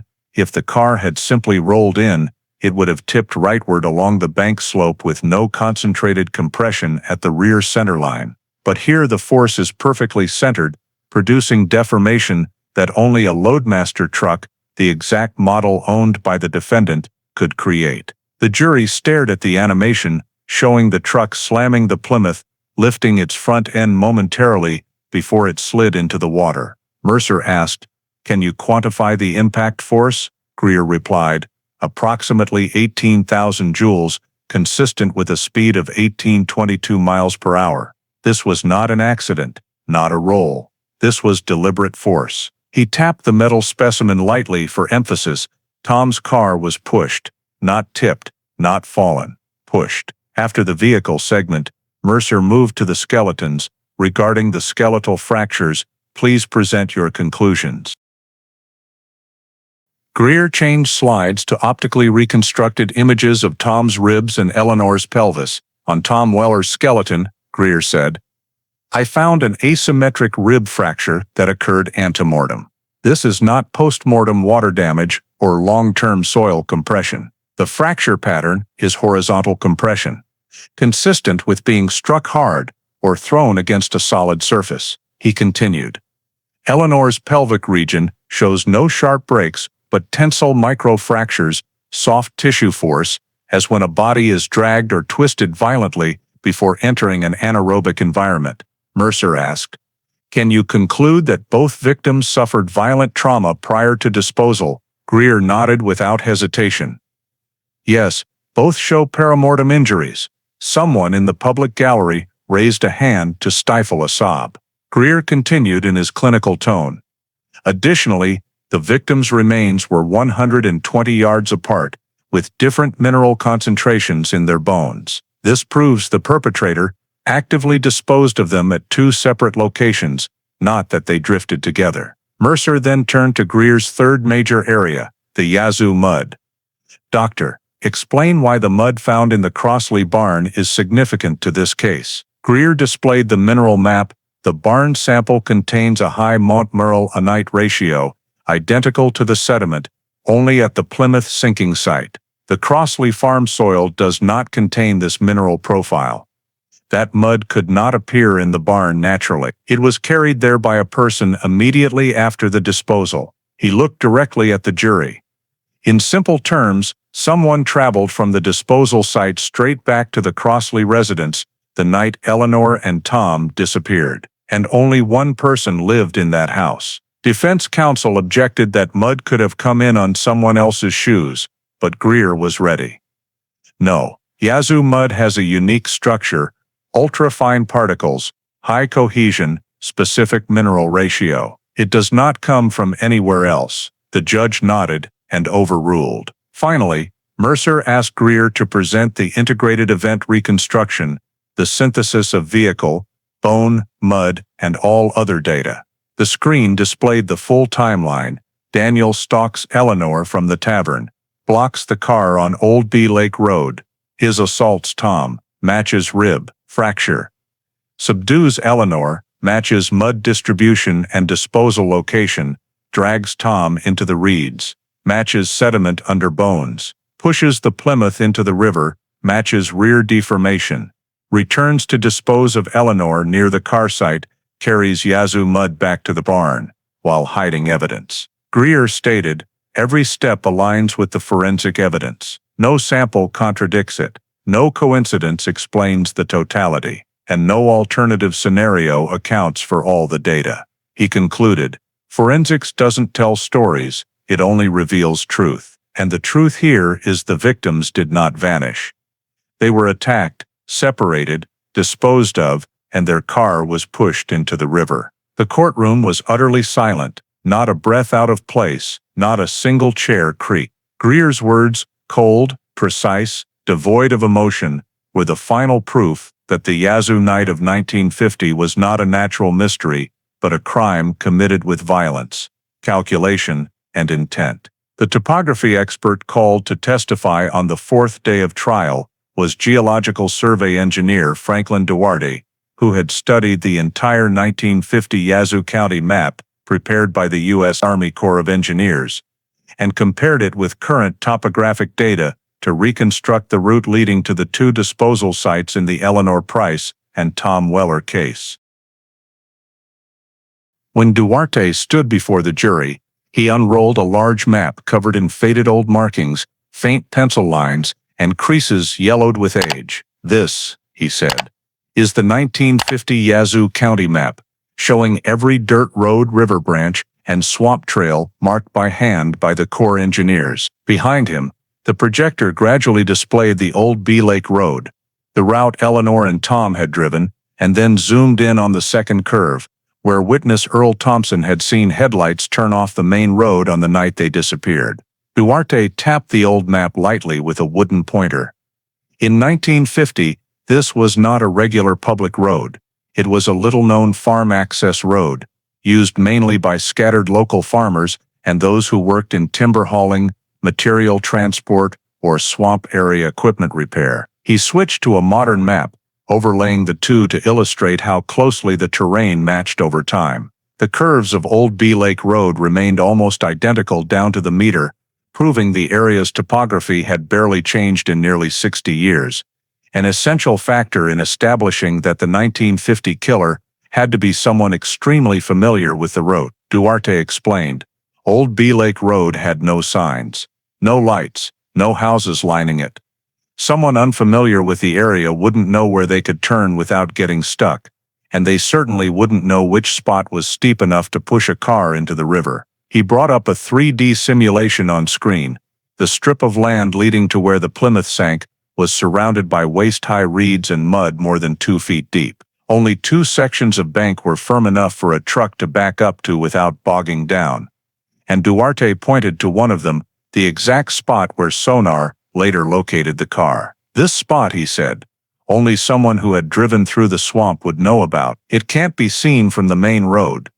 At night, it would be completely unrecognizable without terrain experience. Mercer asked, can you confirm that someone unfamiliar with the terrain could not have disposed of the vehicle here in the dark? Duarte answered immediately, with the 1950 terrain, absolutely not. He explained that a stranger would get stuck at the first mud patch or choose the wrong spot where the bank collapses, where a car couldn't roll into the water and would only partially sink. By contrast, the bank where Tom's car was found matched the exact location that 1940s, 50s timber haulers used to wash their wheels and check undercarriages after swamp runs. Only people from that labor circle or mechanics who serviced those groups would know this spot.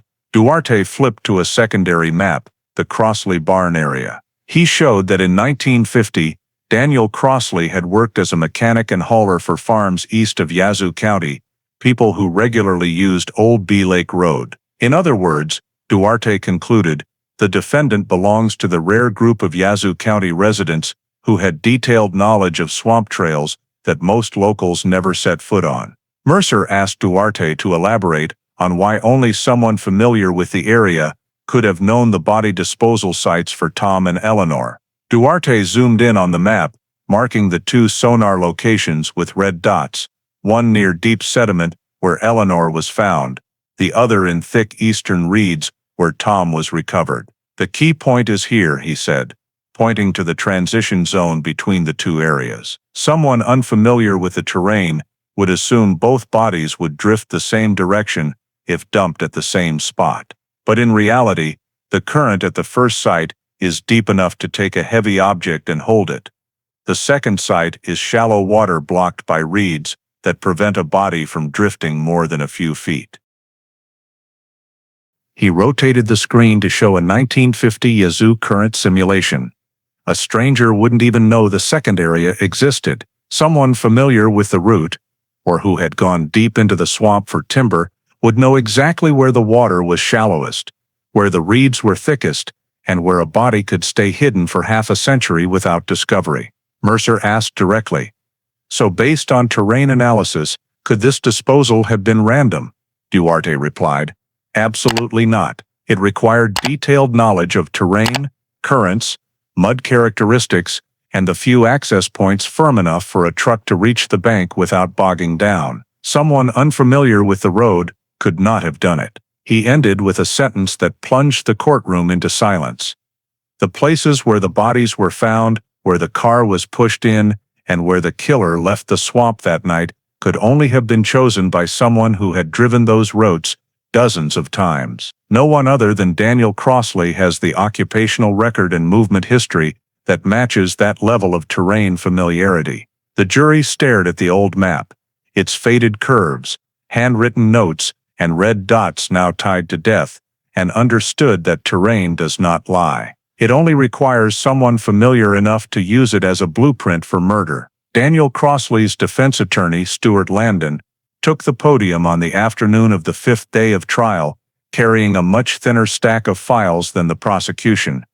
But he set them down with force, as if to signal he held something capable of turning the entire case around. His face showed no fear or hesitation after everything the prosecution had presented over 4 straight days. Instead, Landon maintained the calm of a man who knew the only remaining strategy was not to prove his client innocent, but to plant one single thing in the jury's mind: reasonable doubt. When the judge gave him permission to speak, Landon stepped close to the jury box, keeping exactly the right distance to feel intimate, yet not overbearing. "Ladies and gentlemen," he began, "you have been told a story built from dozens of disconnected fragments, a story constructed from hypotheses, interpretations, and conclusions drawn by applying modern forensics to a crime that happened in 1950. But please remember, there is not one direct eyewitness who saw the defendant Daniel Crossley stop Eleanor Price and Tom Weller's car. No one saw him attack them. No one saw him dispose of their bodies or push the Plymouth into the river." Landon let a few seconds pass, then lowered his voice. "No eyewitnesses, no confession, no direct evidence." He opened a thin folder and held it up. "Everything the prosecution has presented is circumstantial, trace DNA, mud, simulations, terrain analysis. All of it is useful for context, but none of it is direct proof. Forensics doesn't show who touched the door handle, it only shows DNA." He glanced toward Daniel, sitting motionless, then back to the jury. "His DNA in the car could have gotten there at any earlier time. They knew each other in town. They could have met. They could have shaken hands. They could have touched the same object." Landon knew this argument was weaker than Dr. Locke's analysis, but his goal wasn't total rebuttal. It was to chip just enough cracks into the forensic wall for a hesitant juror to grab onto. He continued, "Please note 2009 forensics is being used to explain events from 1950. Bone samples lay under mud for 60 years. Mud, water, minerals, microorganisms, all can distort physical structure. You were told broken bones were caused by dragging, but nothing proves those fractures didn't happen during decomposition or under sediment pressure." Landon moved to his second attack, and the impact simulation? It's a simulation, not reality. It relies on assumptions about speed, angle of impact, 1950 terrain, all impossible to verify directly. It is scientific guesswork, not physical evidence. Any truck could cause that deformation if it hit at the right angle. No truck belonging to Mr. Crossley was ever recovered in 1950 for comparison. He put up an enlarged photo of the old Bee Lake map. "Regarding terrain, remember this is a hand-drawn 1950 map. It has margins of error. Surveyors back then recorded by subjective observation. No GPS, no laser measurement, no digital data. Saying only someone familiar with the road would know how to get in there is inference, not fact." Then he turned fully toward the jury, looking at them as if speaking one-on-one. "And please don't forget, major cases have been completely destroyed when modern forensics later discovered cross-contaminated DNA samples or misanalysis. I'm not saying forensics is wrong here.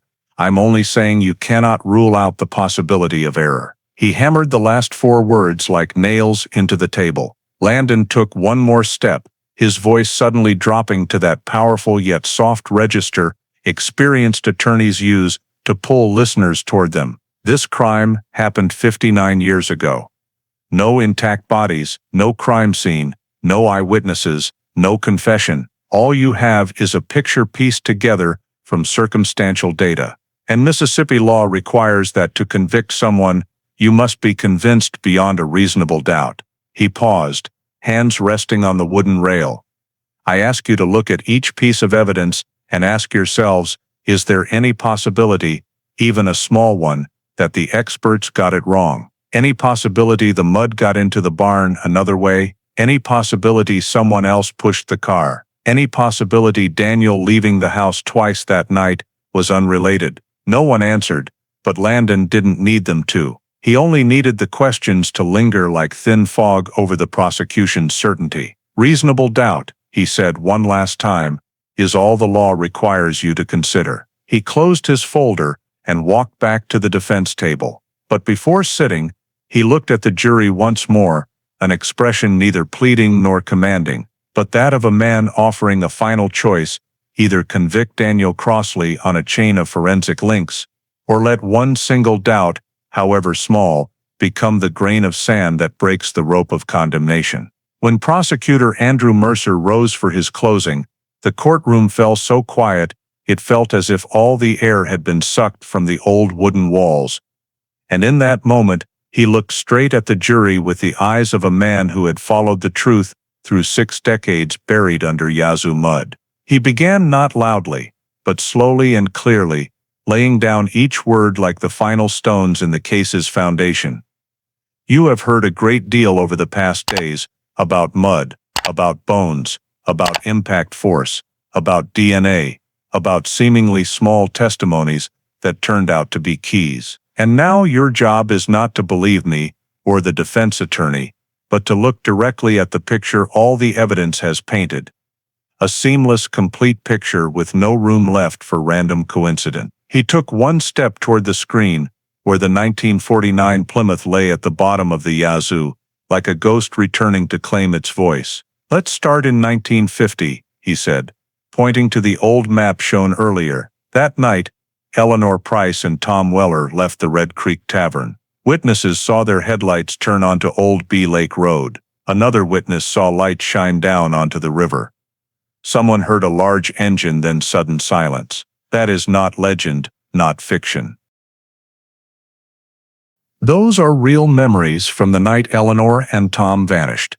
Mercer continued, his voice sharpening. And you also know that at that exact time, Daniel Crossley was at the tavern. A deputy wrote in his log, "Crossley angry," followed her. That small line survived 59 years, waiting for modern forensics to confirm it was not just a hunch, but the starting point of an entire chain of crime. He changed slides to show the gray-green fabric fibers and the Yazoo mud sample from the Crossley barn. "What do we have from modern forensics?" he asked. Not waiting for an answer, the defendants traced DNA on Tom's door handle, a finding that could not come from cross-contamination, could not come from indirect transfer, could not survive nearly 60 years under mud, unless it was left right before the car sank. Mud in the barn with a mineral structure identical to the disposal site mud, something that cannot fly, float, or attach itself without someone carrying it back from that exact location. Mercer moved to the image of the dented rear bumper. Physical simulation shows the rear was struck from behind with 18,000 joules. Only a large 1940s, 1950s truck could deliver that. And who owned exactly that type of truck? Daniel Crossley. Who took his truck to get the rear bumper repaired 2 days after the disappearance? Daniel Crossley. He raised his voice but kept every syllable under control. Who left his house twice that night, washed clothes, washed the truck, panicked like someone just back from the Yazoo swamp? Who threatened Eleanor in the weeks before? Who said, "If I can't have her, I'll decide the rest"? Not some stranger, not some drifter. Daniel Crossley. Mercer did not stop there. He linked forensics to the timeline like steel rings in a chain. Eleanor's remains were found in deep sediment, consistent with where the car was pushed in. Tom's remains were found in a separate location, shallow water, thick reeds, known only to someone familiar with the terrain. The two bodies could not have drifted there.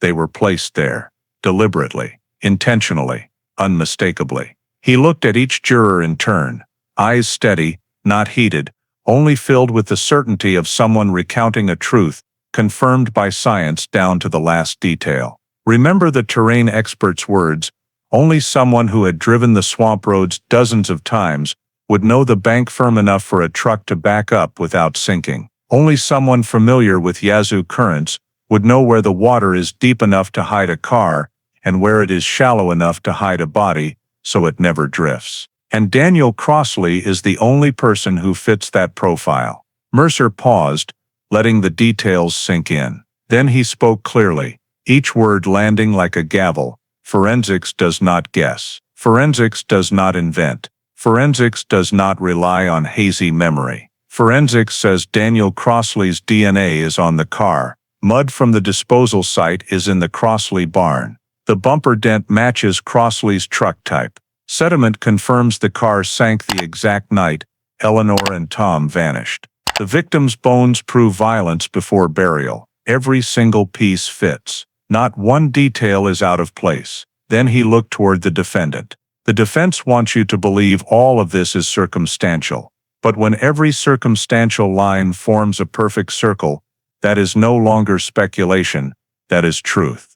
Mercer turned back to the jury one last time. On the night of November 28, 1950, Eleanor Price and Tom Weller did not simply vanish. They did not get lost. They did not die in an accident.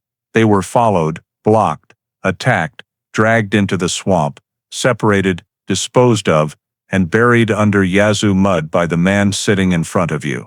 He delivered his final line low but powerful. Forensics has spoken. The timeline has spoken. Even the defendant's own statements, changed 3 times, have spoken. And they all say the same thing. Daniel Crossley killed Eleanor and Tom. He disposed of their bodies.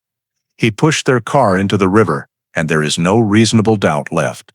The courtroom fell into absolute silence once more. A silence heavier than any shout, as the prosecutor finished, leaving the jury facing a picture with no room left for darkness.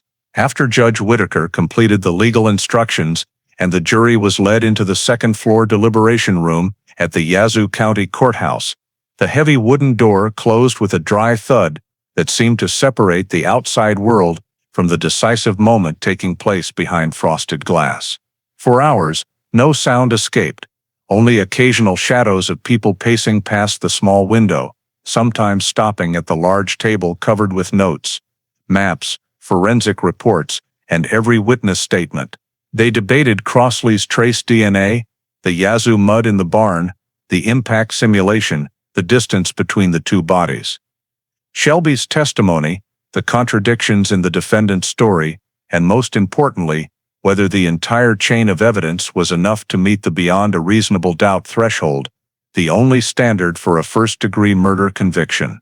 Some jurors began the discussion cautiously, wanting to examine every defense point, even though they already felt the forensic chain was too strong to dismiss. Others leaned toward guilty from the start, but still patiently reviewed the push simulation, re-examined the terrain maps, reanalyzed the mtDNA samples, and re-evaluated witness statements. The discussion lasted more than 4 hours, not because any juror strongly opposed, but because they wanted to ensure their verdict rested on reason, not emotion, not community pressure, not the weight of 6 decades. When they asked to review the collision simulation report and mud sample confirmation again, the judge agreed, and the documents were delivered to the room. A long silence blanketed the courthouse ground floor. Eleanor and Tom's families sat rows apart, yet shared the same tense expression, while Daniel Crossley sat motionless between 2 deputies, eyes trying to stay calm, but hands occasionally clenching, as if holding up a body growing heavier by the minute. Only late in the afternoon did the bell ring, the signal that the jury had reached consensus. The entire courtroom rose as they filed in, 12 faces heavy but resolute, showing not hesitation but the look of duty carried out to the last detail. The 4-person, a middle-aged woman with lightly graying hair, stood when the judge asked for the verdict. Her voice was calm but carried louder than the microphone, as if making sure the 60 years of silence outside finally heard. In the case of the state of Mississippi versus Daniel Crossley, on the charge of first-degree murder, we unanimously find the defendant guilty. A shiver ran through the room. But the 4-person was not finished. On the charge of kidnapping resulting in death, we unanimously find the defendant guilty. No one breathed loudly. There was no noise, only a heaviness, as if the entire Yazoo swamp had compressed itself into that moment. And then, as required, the 4-person turned to the judge. We are unanimous on all counts. Daniel Crossley did not look up. Some people in the back cried silently. Judge Whitaker nodded slightly, thanked the jury, and declared, "The verdict is recorded. The case will proceed to the sentencing phase at the next session." The The jury was led out through a side door, leaving behind a verdict Yazoo County had waited more than half a century for, a verdict that was not punishment, but the final confirmation that the truth had been resurrected, clear and undeniable. On the morning of the sentencing hearing, the Yazoo County courtroom was thick with an atmosphere as heavy as the mud that had hidden the crime for 60 years.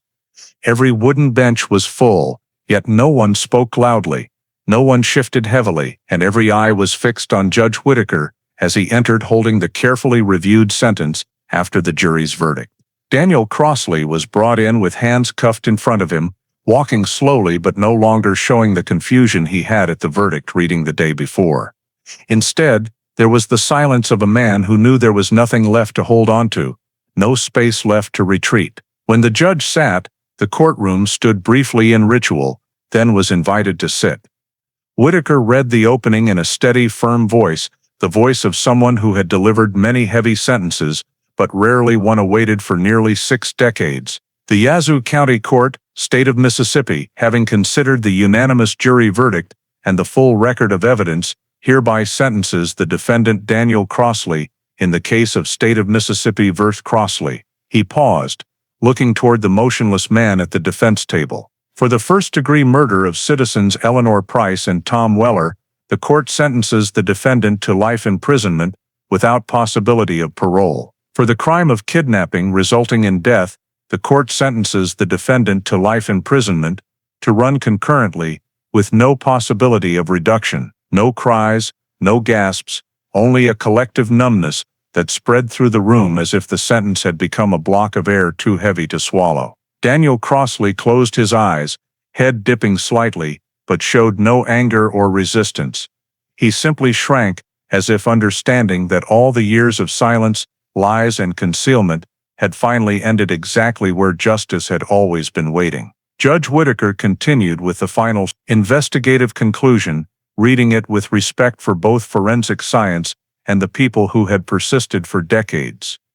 The court officially records the final investigative conclusion of the Yazoo County Sheriff's Office, that on the night of November 28, 1950, the defendant Daniel Crossley followed Eleanor Price and Tom Weller, blocked their vehicle, committed acts of violence resulting in the deaths of both victims, thereafter disposed of their bodies at 2 separate locations, and used his personal vehicle to push their Plymouth into the Yazoo River in order to eliminate evidence. He continued, the investigative conclusion is based on mtDNA and trace DNA analysis results, impact force simulation results, sediment mineral analysis, route terrain analysis, excavated physical evidence, and witness statements cross-referenced with modern forensics. The court recognizes this as one of the oldest cases in Mississippi, solved through advances in forensic science. In the rows behind, the grandchildren and relatives of Eleanor and Tom, people who had only known the story through family memories and old newspaper clippings, bowed their heads. Some held hands tightly, some lightly touched folded handkerchiefs on their laps, as if preserving a gentle peace of the departed. No one clapped. No one sobbed loudly. It was not victory, it was a painful relief. A door closing in silence after 60 years, leaving voids that could never be filled. The judge nodded to the clerk. The 1950 missing persons and murder case, file number YZ-50A, is officially closed, he declared. Except for archival procedures and post-review paperwork, no items remain open. This is the official end of a case that lasted 59 years. He delivered the final line like a heavy period on the last page. This case proves that science can overcome time, truth can rise from the mud, and justice, even when late, still arrives.